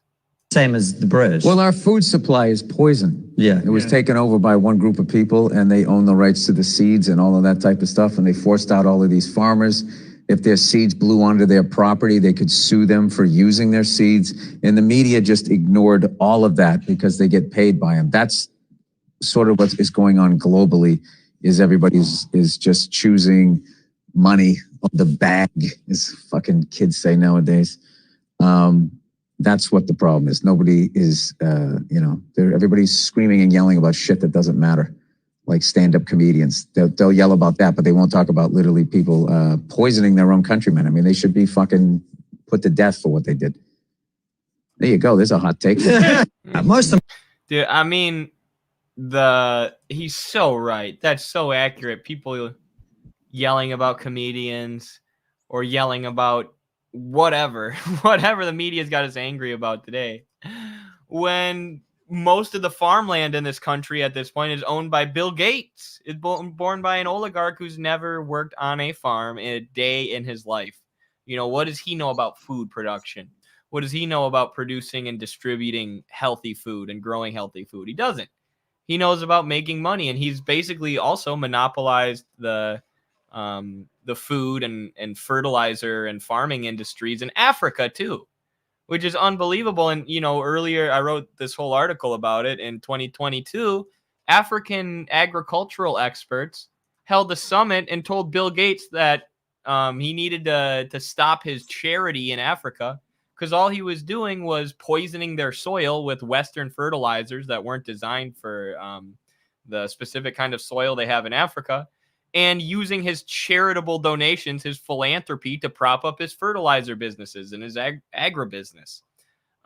So they've completely monopolized the production of food. It's a very unhealthy system of food production. It's one that, you know, is just designed to make money. And as Bill Burr said, we have people like the Matt Rife controversy this year. There were thousands and thousands of people who were debating this joke that Matt Rife made in his comedy special and whether it's too offensive or not. It's like, dude, why are you not offended by the like 3 or 4 guys who have monopolized food production and turned it into poison so that they can make money off of us? Why aren't you offended by that? It's just a complete lack of perspective, and that's induced by the ruling class, by the news media, and by the entertainment media as well. Yeah, and that's the most important point, that this doesn't arise spontaneously out of regular people. They're not just sitting around one day and with the availability of everything that's going on, and then just decide to be hysterical about one thing that's extremely non-essential. It's something that's induced by the media. It's produced by the ruling elite. They benefit from us fighting over these issues because it ignores, these bread and butter economic issues of who owns what and who works what and doesn't own and live in poverty and indebted, which are the real meat and potatoes of politics, and has definitely much more weight in people's everyday lives than any of the other stuff that they force us to fight over. And I mean, in California, we've covered this before. In California, there's a whole family called the Resnick family that literally owns all the water. Can you imagine that? All of the water of one state owned by one fucking family. And there's some people in the comments that are saying, you know, Burr's not talking about capitalism, he's talking about corruption. No, this is capitalism. And these are the contradictions of capitalism showing themselves. And, you know, what Burr's, perhaps he doesn't know he's criticizing capitalism, but it is what he's criticizing. You know, we can no more say that all of the things that he's mentioned, you know, the poisoning of our food, you know, the treatment of medicine as something that has its aim not in curing people, but in making profits. Same thing with food, agriculture, we can no more say that that is an arbitrary turn that could have been otherwise within the confines of the same system. Then we can say that if I drop this paper, it would go anywhere but down. You know, these are the laws of the capitalist system.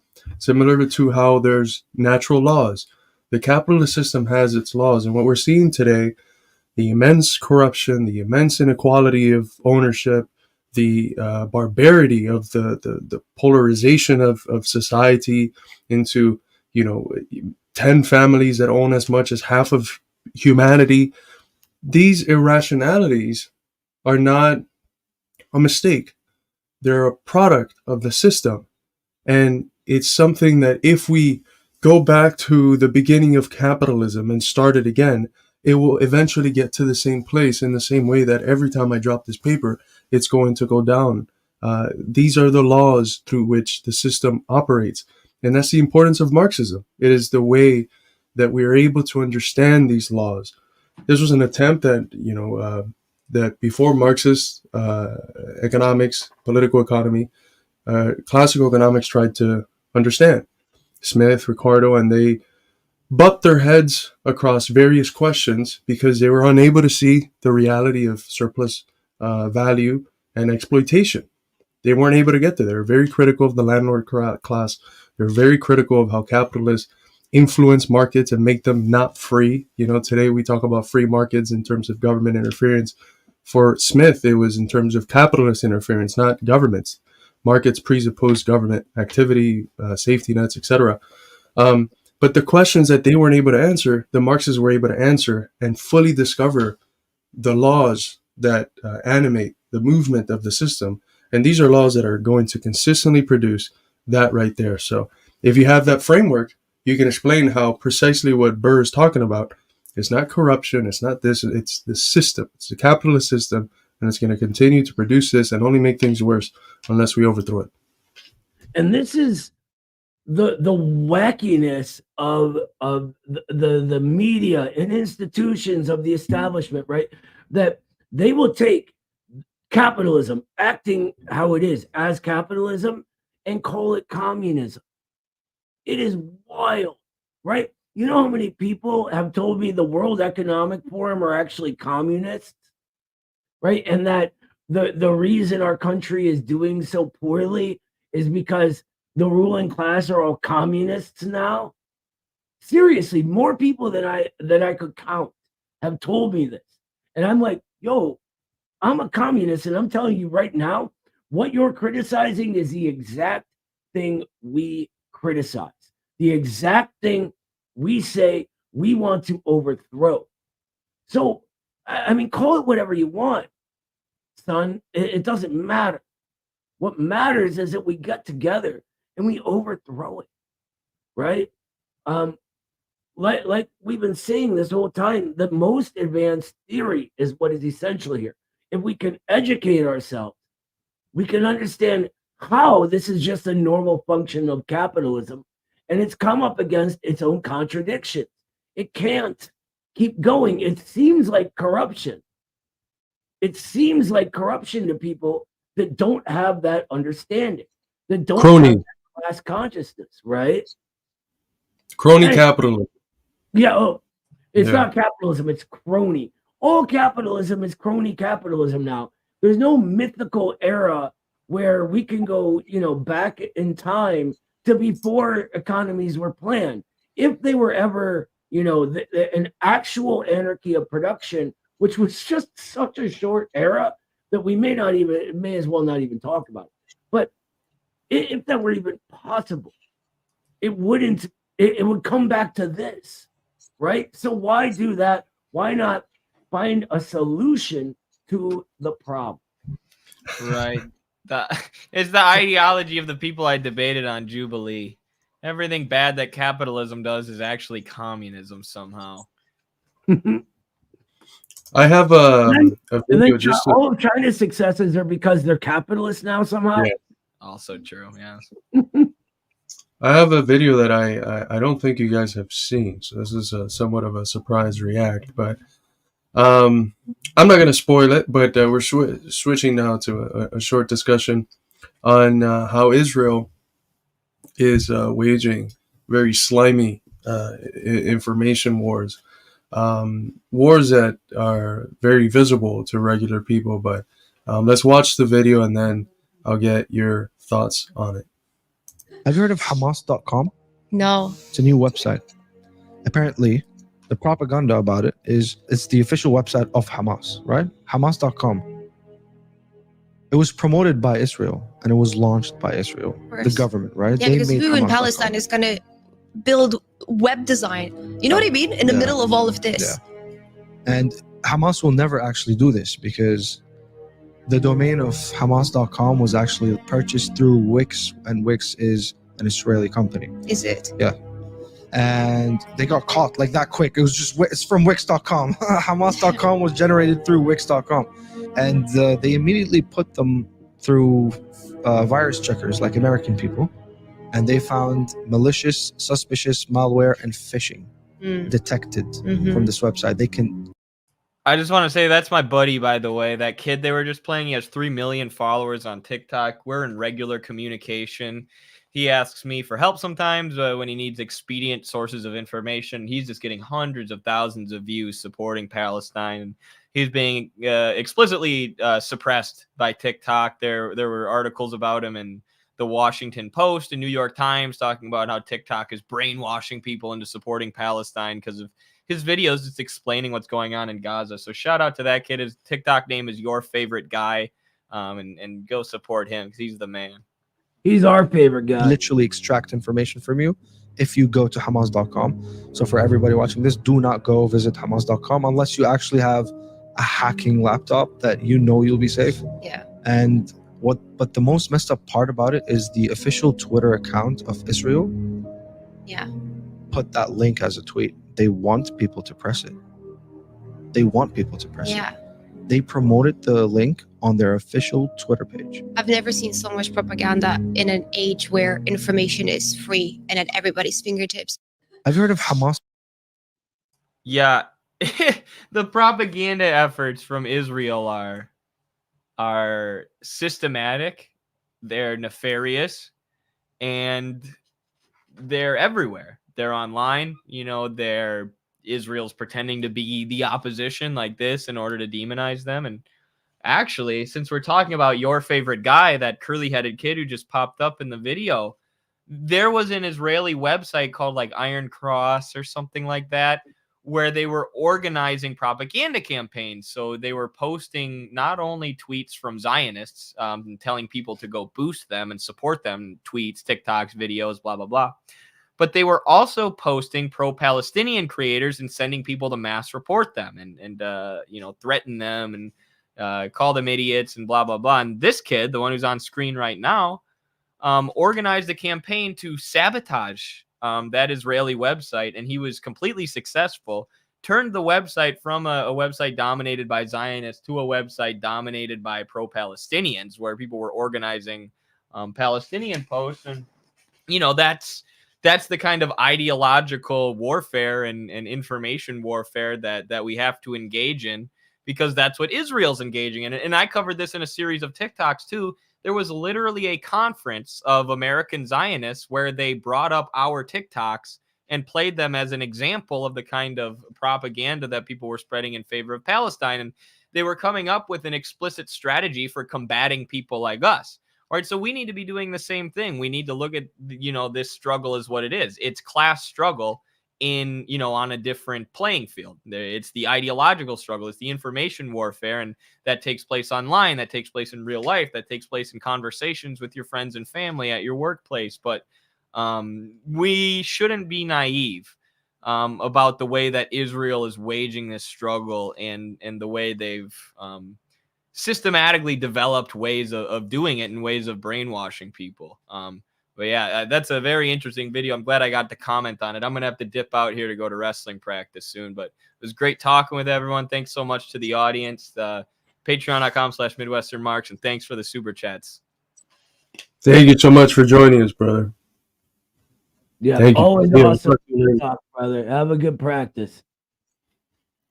I think, Eddie's right. I think often we don't take ourselves seriously enough. We're like, this institute is enough of a threat that this NGO dedicated to genocide is targeting, right? So how do we fight back? Well, we fight back with the truth, but we do it in an organized way. So, if you're at home just watching and you can't contribute, that's fine, right?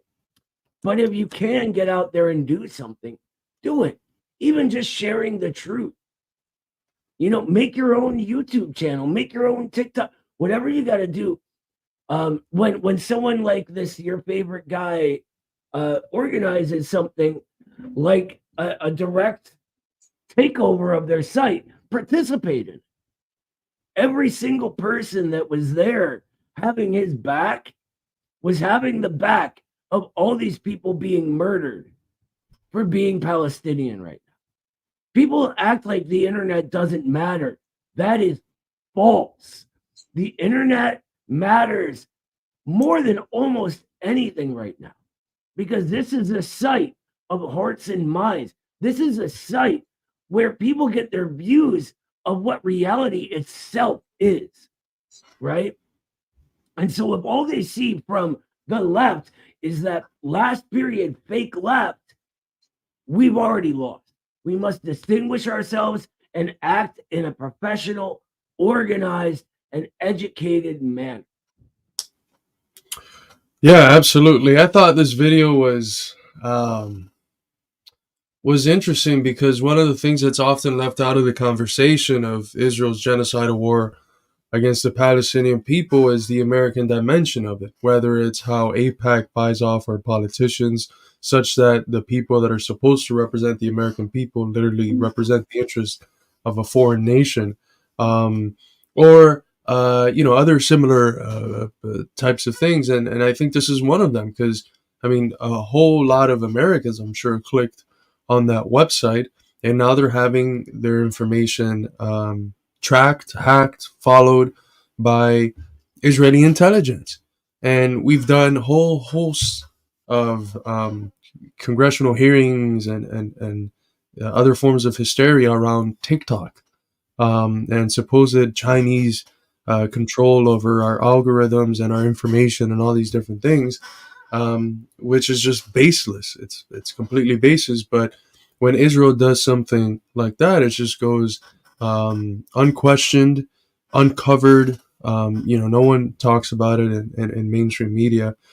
And I wonder how many regular Americans clicked on that link and just had all of their information searched through by Israeli intelligence algorithms. It's completely disgusting. But I think let me interrupt real quick.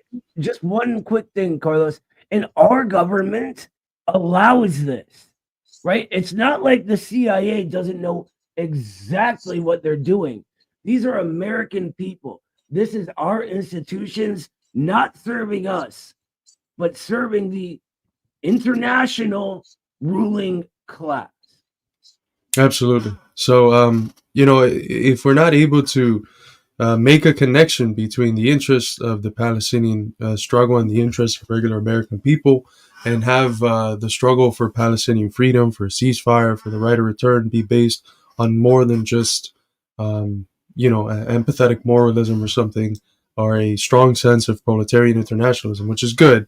But we need to root it in the self-interest of our people, and by showing this, I think, is one of the central ways that we're able to do that. Yeah, and I think so this you're never going to hear me stop bringing it back to the basics, right? Because there is a distortion around what proletarian internationalism even is in our era. Because of that fake left and the liberals running around calling themselves us, people don't understand what internationalism means, because the way it's presented is that there's some dichotomy, right, between our nation and other nations. That internationalism is pretending our nation doesn't exist in some way, or must subjugate ourselves to some other national interest, right? Like an oppressed nation, their interests are more important than our interests here in the USA. That is completely wrong, right? Completely wrong. Proletarian internationalism extends from the basic Marxist view of what nations even are, right? What are they? They're a contradiction, right? They're a contradiction of how humanity itself is reproduced. As Lenin says, every day, every hour, right? It's being reproduced in social relations. What are social relations? They're another contradiction, right? They're a reflection of the contradiction that is the way that capital gets accumulated, right? We call capitalism contradictory value creation or contradictory value accumulation because of this. This gets reflected in what? Class struggle. Every nation has this class struggle within it, right? Every single one. There are no classless societies around in 2023. Even if they're, proletarian societies like China or something. But regardless, then our nation is also in contradiction with an oppressed nation. But it is the ruling class that benefits from that relationship with this other nation, right? Meaning that we have a shared interest and a shared class character with the proletariat of other nations. Proletarian internationalism is the concrete organization of those shared interests. You are not an internationalist if you are saying Americans need to suffer so that, China can be free, or Palestine can be free, or whatever it is. Proletarian internationalism is saying when Palestine wins, the American people win. When China wins, the American people win. When our ruling class, the American ruling class, goes down, the American people win. All of us, as the working class, win together. That's what proletarian internationalism is. If you cannot appeal to your own people on the basis of their self-interest, which is how you appeal to them, period, then get out of the way. You're part of the last period of history, and you're just messing things up for the people who are serious about this. Sorry for the wonderfully said. No, wonderfully said. Here's a great point from the Pan-Americanism. I dig it. Very Martian, not in the sense of an extraterrestrial, but in the sense of a follower of Jose Marti's thought. So Pan-Americanism, I dig it.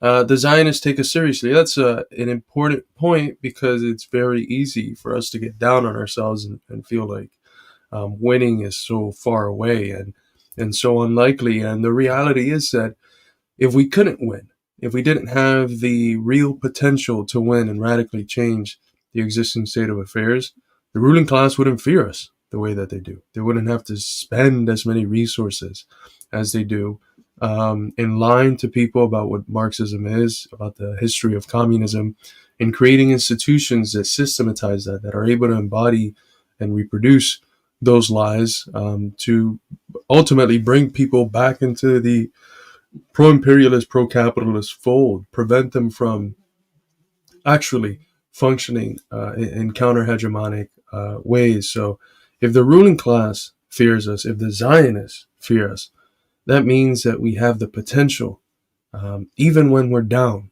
even when we don't feel like we do, we have the potential to change the world. If they believe we can change it, we should believe in ourselves as well. Yeah, we are what they're afraid of, period. They're not afraid of anything else. Thank you so much, Marcus, who says, finally, one of the online guys says it. The internet matters. Next, it's important to bring in regular people into the online struggle.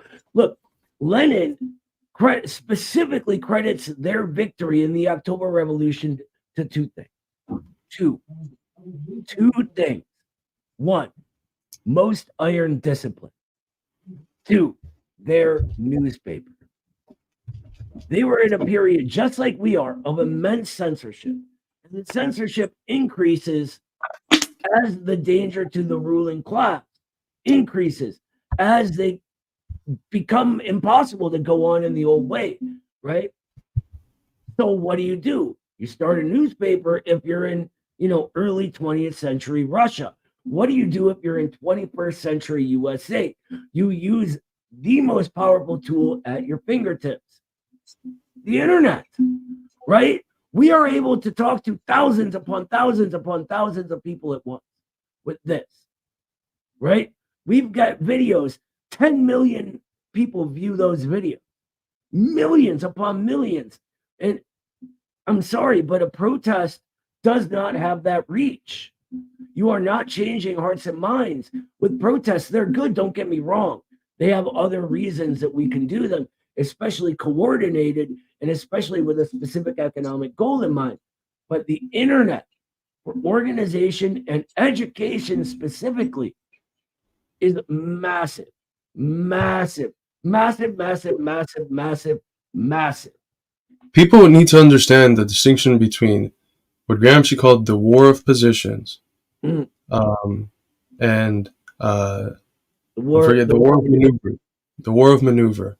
The war of maneuver is this direct confrontation that working people have with the ruling class once the contradiction, becomes explicitly antagonistic. And I see protest as a tactic that's more so within the realm of the war of maneuver, of a direct attack on the ruling class. And those play a role. But if your whole organizing is rooted in protest, hitting the streets, all you are doing is seeing on a weekly basis the same people you saw last week. You don't bring in new people with protests. And I think that in our countries, the war of position, the ideological war, the war for the hearts and minds of people, that is the most important aspect of our struggle. The war for consent, the war for building a working class hegemony, a counter hegemony to the dominant ruling elite. And things like the internet that function as these ideological fields where we can have these debates, where we can bring and convince people, they are about the most important in our era. They play the role, as I mentioned earlier, of what schools did in the past, and trade union schools, etc., and party schools. And before that, they play, the role of the churches. The churches were the central ideological institutions of the medieval world and of the early modern world. Then it was the schools. And now I think that social media and the internet is the most dominant form of ideological space that we have in our societies. So, yes, organizing online or creating some sort of a mass line of sorts is important, which means educating, organizing through various forms, having some form of structure. Like it makes, no post from any communist organization should have the right to flop. Let me tell you why. Because every militant, every person that considers himself to be a believer in the project of that organization, as soon as a post goes up, knowing how the algorithms work, all of the people should share it. Whenever you see, I see JB down here, I'll get to his question a little bit. Whenever you see something from RBN pop up online, you fucking share it. You share it. You retweet it. You comment on it. You engage in it. When you see a post from JB online, you do that. When you see it from the Institute, you do that. When you see Noah's post or Eddie's post, you engage with it. And the same thing with all the relevant organizations on the communist left, because we know that these algorithms are meant to dig down information that challenges the ruling narrative of the people who own these platforms and are on the same side as the ruling class, as our class enemy. And these algorithms work in such ways that they try to dig you down. But if real people are sharing it already, it's going to get out there to new people. You're going to be able to reach new hearts and minds if the people that already agree with you help you boost that content. So that's something that we need to figure out structures for how to do effectively. There's some groups that have been able to achieve it quite successfully, and there's some things to learn there. Whether we want to call it an online mass line, the name is somewhat secondary, but it is an extremely important arena. And just because it doesn't translate immediately to organizing on the ground, or just because there's not many structures to affect that translation with some groups like ours, doesn't mean it's not incredibly important work within the most important thing we could be doing right now, which is that ideological war. Yeah, and I want to make 2 points on this.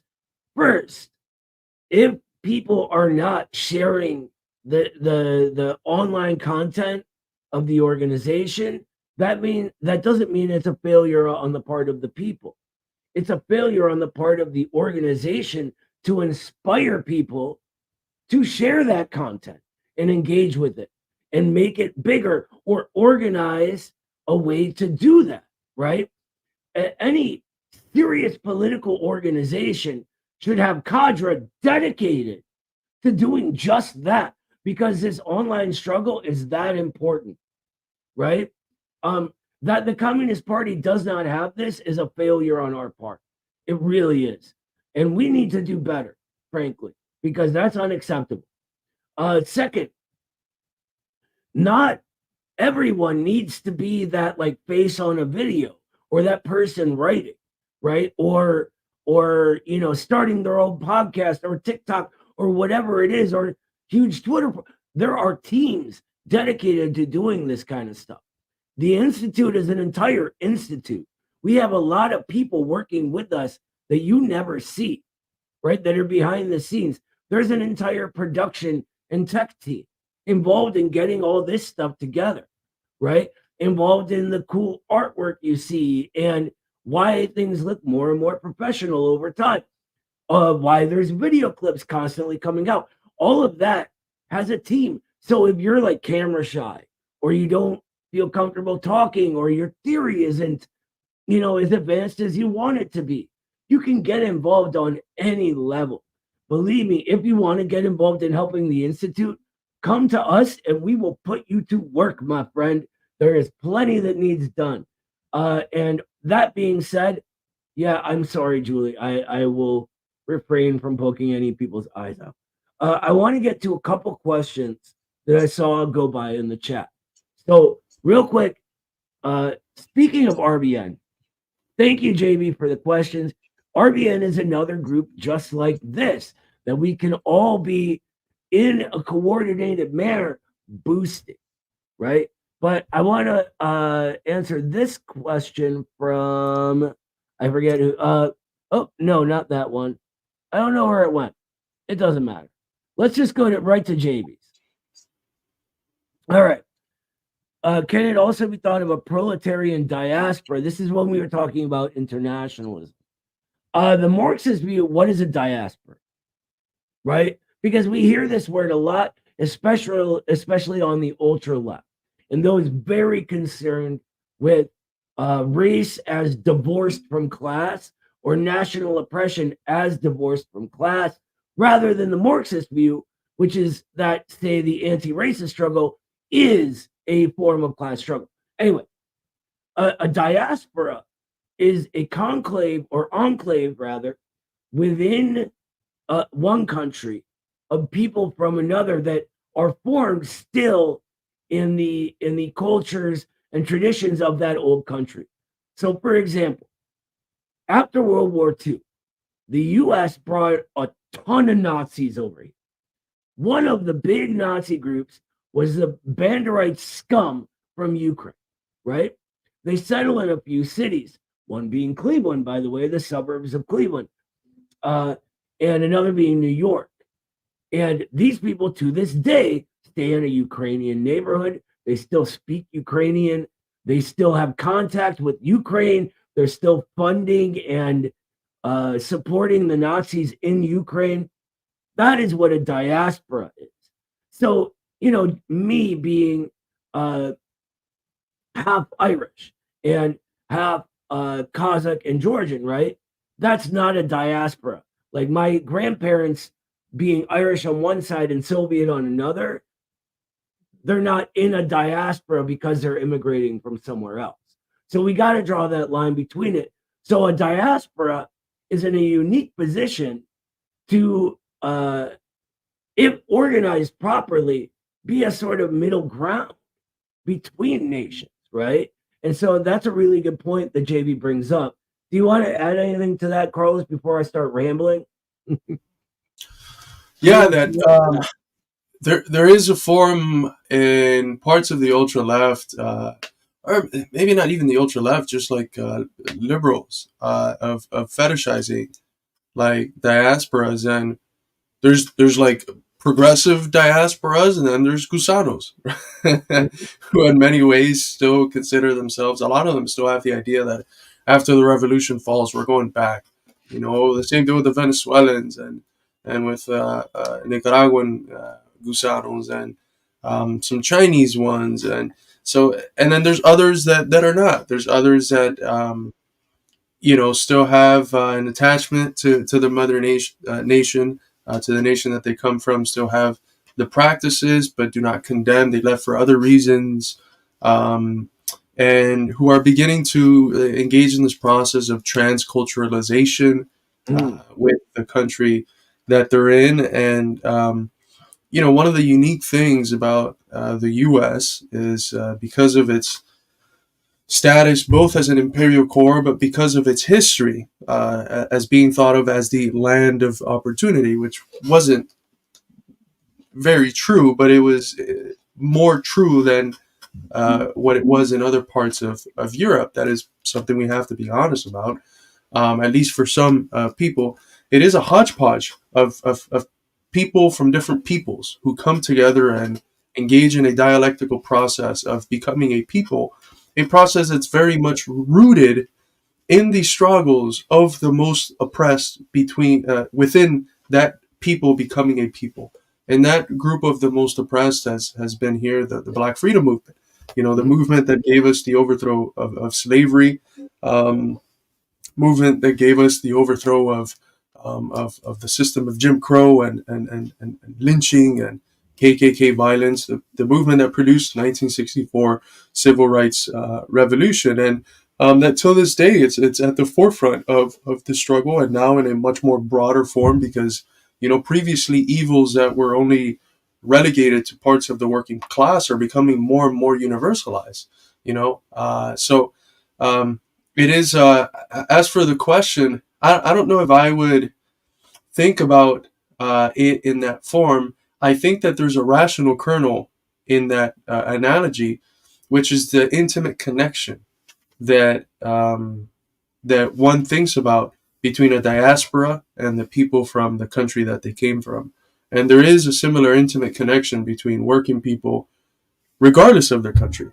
There's an intimate connection that they have as working people, even though they're currently in different countries. So it is, in many ways, it maps quite correctly to the essence of proletarian internationalism, which Noah said it very well. It's the recognition that regardless of my country or any other circumstance, I do have a connection with working people from all over the world, irrespective of their countries.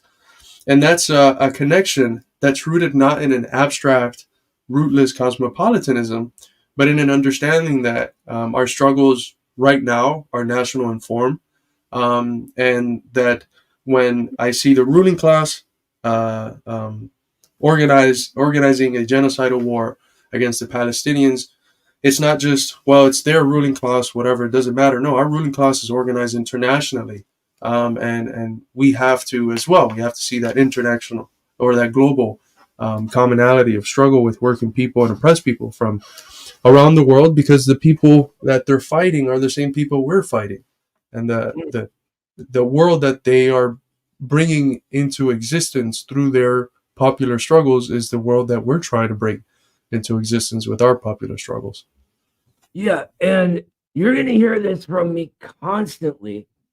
All of this goes back to all of us need the basics of Marxist analysis. We need to understand what is universal and what is particular. We need to understand that matter in motion is what we are studying, right? That there is no such thing as a universal individual, a citizen of the world. Because you think of yourself as not American does not mean you are, materially speaking, not American. The Marxist view is that the society around you, right, is, let's say society is the universal we're talking about. The particular is American society, Chinese society, British society, Russian society, etc., Mexican, Argentina, blah, blah, blah, blah, blah, blah, blah, right?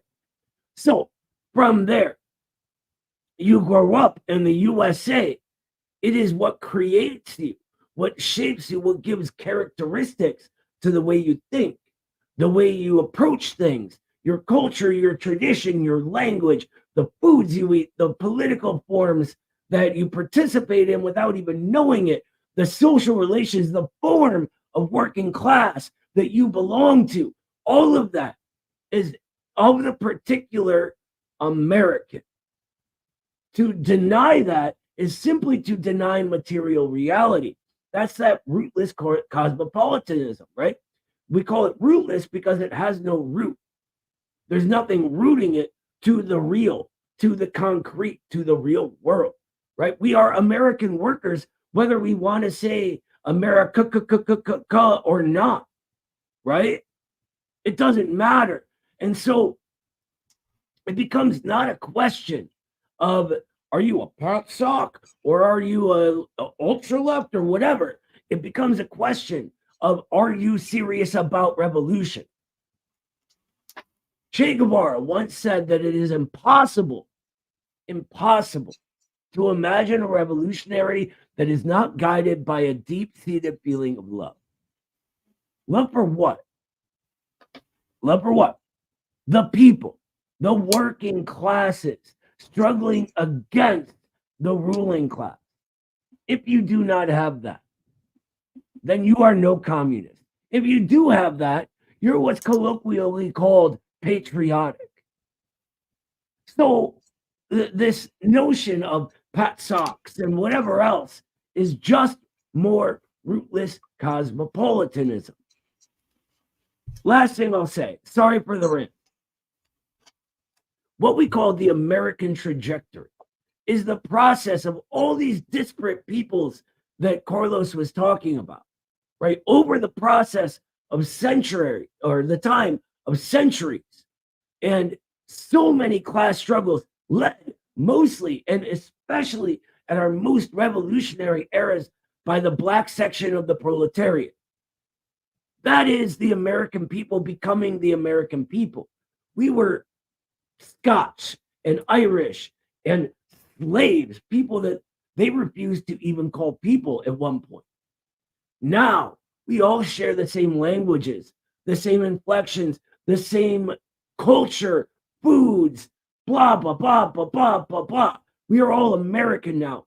And this, again, that gets that class struggle, that material struggle, right? That reflects itself in culture. There is a reason that so many people love hip hop. There is a reason that so many people loved R&B and country music and punk and all of this. These are uniquely and particular American art forms, my friends. Carlos and I were just talking about the American particularity of comedy. And my wife and I were discussing it earlier today, actually. This form of comedy that is somehow at the same time intelligent and clever, yet childish and crude and vulgar, typified by shows like Family Guy. And can be absurdist while at the same time directly on the surface slapstick. That line, which my dad would have called, Pops would have called walking a Stalin line when it comes to comedy, that is particular to American comedy. Even that has its roots in the particularity that is our people, right? And so when we say, I'm not American, yes, you are. You're just misinformed. I'm sorry for the rant, Carlos. Go ahead. No, that's very well said. There's a couple really good questions here from Future Homestead. Given the individualistic history in the United States, in its philosophical roots, in its religion and culture, will American Marxism have individualistic flavors, or must the individualism be overcome in order to accomplish socialism here? I think this is a great question, and at the foundation, you have the philosophical problem of the relationship of the individual to society. And whereas the liars and falsifiers of Marxism want to hold that communism is society, everything, forget about the individual, that's not true. We see the relationship of the individual to society as a dialectical one, and we understand that the notion of a contradiction between society and the individual, which is so much at the foundation of bourgeois political philosophy, is one that is rooted in a class where you do have that antagonism because of the social relations that are at the base of that form of life, the capitalist form of life. These contradictions between the individual and the society do not really exist, would not really exist under socialism, because you'd have an understanding of the intimate relation between the advancement of the individual's interests and the advancement of society. It'd be, to use Hegel's terms, an ethical state, right? The idea that Hegel had of the last state was a state, a form of life where there's that perfect matching up of the individual's interest with the interest of society, where that contradiction that we see in capitalist class society is overcome. And I think that the individualism that we see at the philosophical level in the U.S., whether it's Thoreau, Emerson, in the 20th century with the pragmatists, it's already, in the 20th century, it gets already embedded in like a social context. It's a social individualism. It's, as Dewey would say, individualism reconstructed. Turned away from the monadic understanding of the individual and towards an understanding of the social character of individuals. The fact that it's impossible to have a human individual without society. But even if you go back to the Thoreauian and Emersonian forms of individualism, there's nothing truly incompatible there, or fully incompatible with communism. In fact, various American communist or socialist historians like Stratton Lind, who passed earlier this year, in his great text, Origins of American Radicalism, or Origins of American Radical Thought, he has pages dedicated to putting on one side quotes from Thoreau and on the other side quotes from Marx, and it's almost indistinguishable. The question of alienation, of that disconnection that we have at the immediate level between us and our labor, us and society, us and nature, these various disconnections that are imposed on us by capitalist society, they're already being criticized by Thoreau. So there's a rational kernel in the history of American philosophy, whether it's transcendentalism or pragmatism, that can definitely be incorporated within, must be incorporated within any notions of American socialism. Yeah, it's already being incorporated, whether we know it or not, is what I would add. I would also add that there's a very poignant quote by Marx that explains so much all the time, where he says that it's the ruling ideas of each epoch are the ideas of the ruling class, right? And we combine this with another quote that he says that theory becomes real when it grips the masses, right? So when we put those two together, right, we understand that what begins our thinking is a bourgeois ideology. It just is. And that's okay, right? We educate ourselves. We become aware of class and our consciousness and giggity. I agree. But this has its own process that is all embedded in even the way we do it, right? That the rote thinking is already within it and being and turning into something else. That's a very good point, Automaton. There's a couple questions that I want to answer that I highlighted about my little rant I just went on. I think a couple people didn't really understand what I was saying. So Can I say something real quick before? Because yeah, go ahead.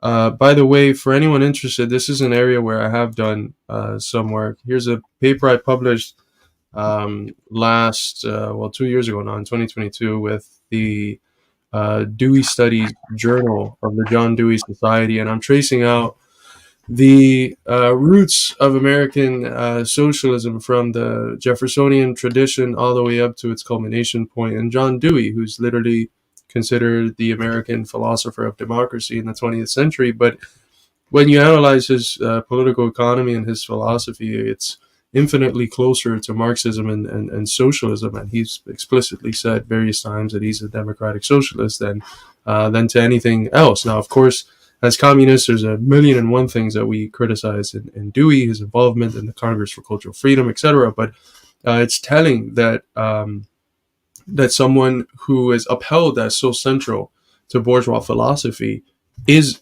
himself not in line with both bourgeois philosophy, but also with the social order that bourgeois philosophy aims to uphold. And I describe here his various attempts at forming third-party movements on the basis of collaborating working class communist socialist groups with radical liberal elements in order to fight against the two-party duopoly, which he felt that were really just a shadow of at the political level of big business. He has a famous phrase of American politics being the shadow cast on society by big business, and how big business has basically taken up every other aspect of society to make it very undemocratic, more in line with an aristocratic age and with a democratic one. So do check that out if that's something you are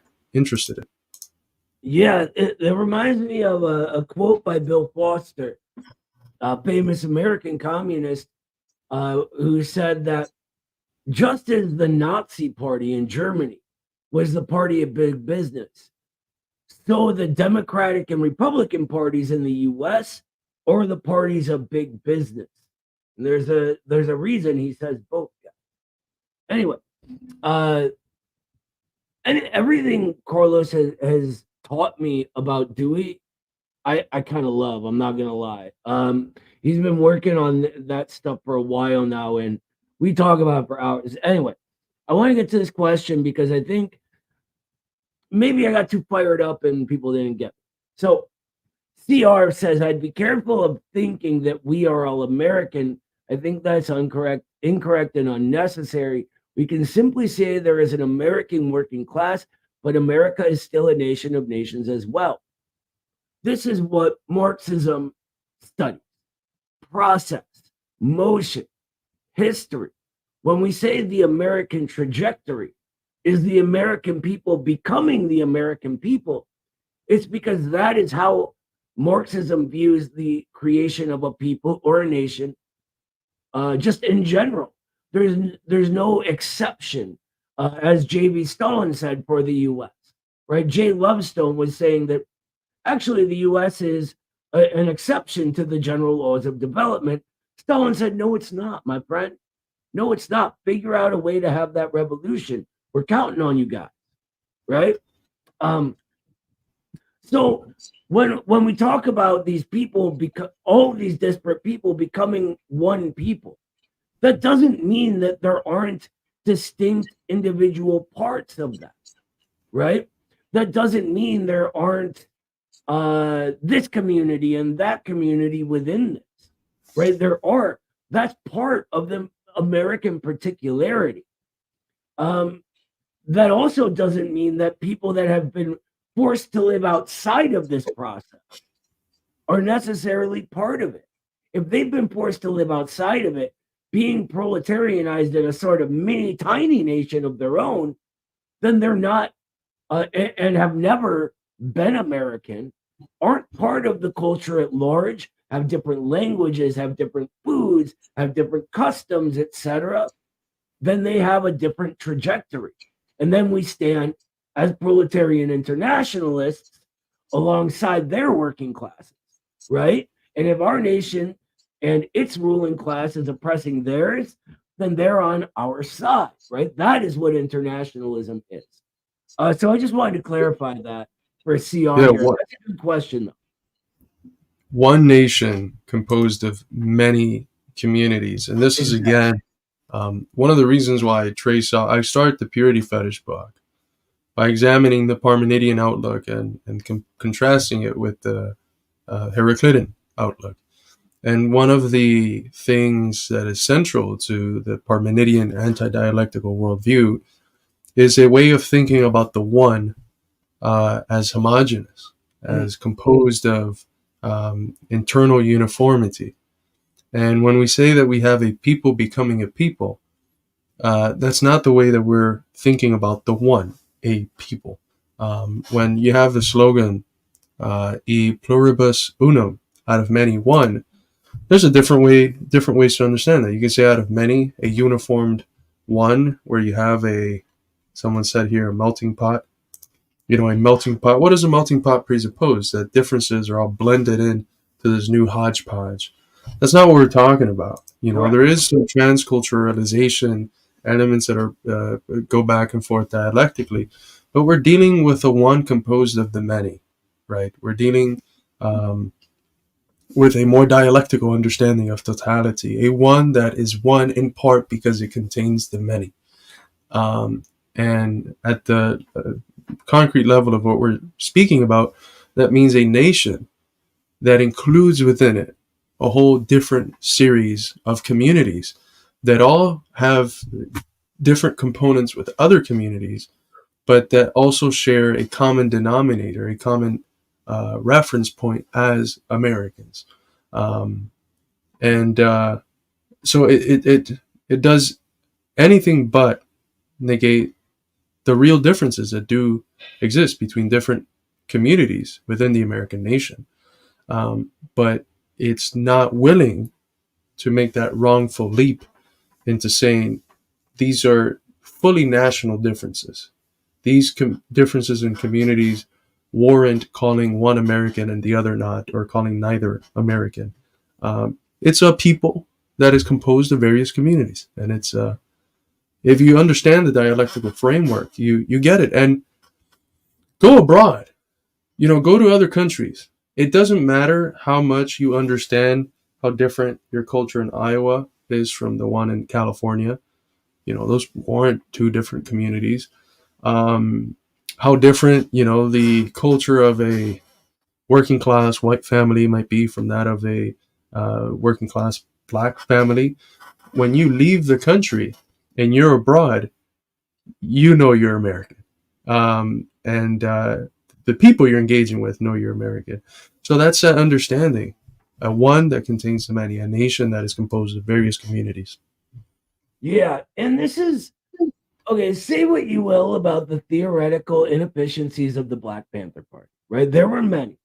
But they had this really interesting concept that they called intercommunalism, right?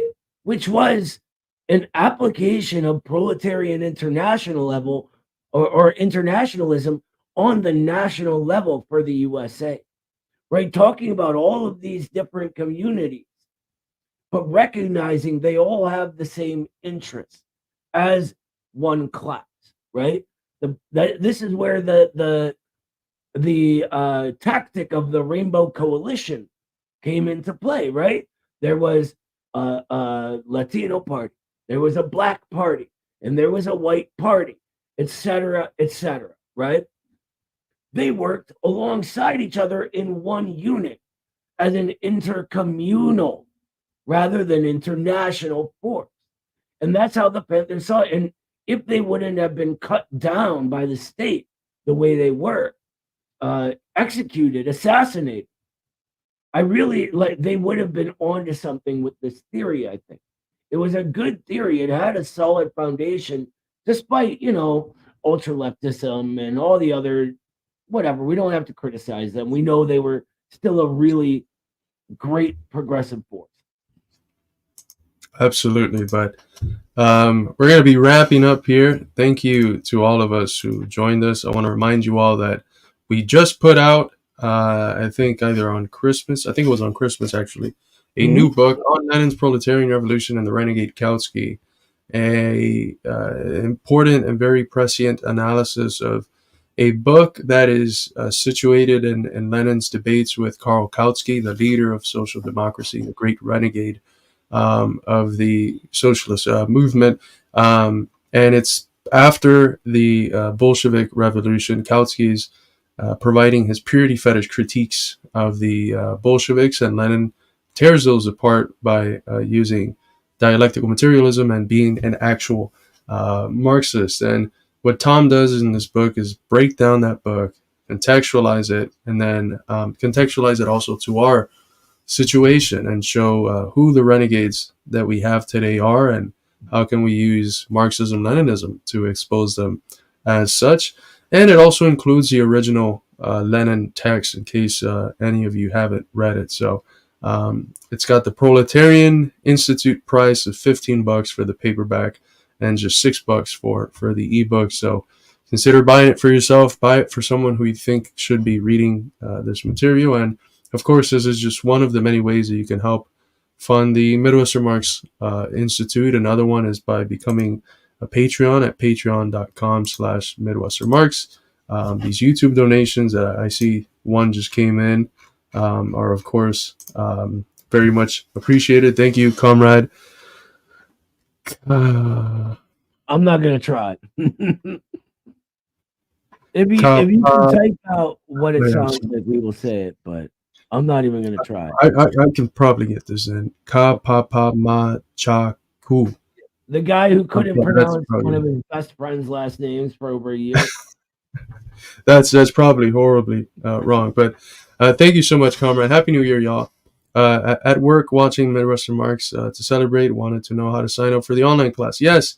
So I don't think we have any of the signups open, but when we open them up, first we share them all across our social media. So make sure to follow us. We're at Midwestern Marx everywhere. We were previously at Marx Midwest on Twitter, but we were able to get the at Midwestern Marx from someone who had it. But we post the sign up sheets for classes on our Selfie store, and putting a link to that here, so you can see all the previous classes that we had open. I think we've closed the ones we had to close, but yeah, that's where we list the class. And when you purchase a seat in the class, you get sent a document with the syllabus, the Zoom link, and you get in contact with the professor. And we build communities out of these classes, so it's a very special space. And it's a great way to get yourself high-end education from professors. Noah's class is as good or better than what you get in the university, but I teach university. Danny teaches in university, and we'll hopefully have other professors also teaching various classes. Sometimes we have guest lecturers in these classes that are specialists in their area. So it's really top-notch education, again, for Proletarian Institute prices. Classes like these taught in some of the Ivy League institutions are literally priced at like $300 for like 2 months. And we're charging you maybe $10-20 for like 2-3 months of classes, and like, at the very least, like 6, 7, 8 hours of work a week. So make sure to check those out. We should have some new classes up within the next week or so. Yep. Basics of Marxism will be having an open enrollment within a week. I also want to announce that also next week, hopefully next week, it'll depend on a few things. My call-in show, Real Talk, will be launching for real. Oh man, I'm so excited for that. I'm very excited. We'll have people able to actually call in, ask questions. If you know your anti-communist wacky aunt or crazy uncle wants to debate me, tell him to get on and call me, or just talk, ask questions. Like, I want to hear from you. We want to hear from you. So with that, we'll be doing some specials and contests and stuff like that for the people who call in. Hopefully I'll be able to convince Tom to sign a few copies of that new book, because it is fucking amazing. My favorite thing he's ever written, for real. And thank you to everyone. Oh, we got one more super chat. Hold on. Thank you, Cobra Kai, who said Cobra Happy Kai. New Oh Year. my god, I'm loving the new logo. Very It looks cool. badass. Happy New Year's to you, brother. And we're gonna go out the same way we always do with the International. So, welcome to 2024. It is gonna be an amazing year. We are gonna keep doing better. See y'all next time.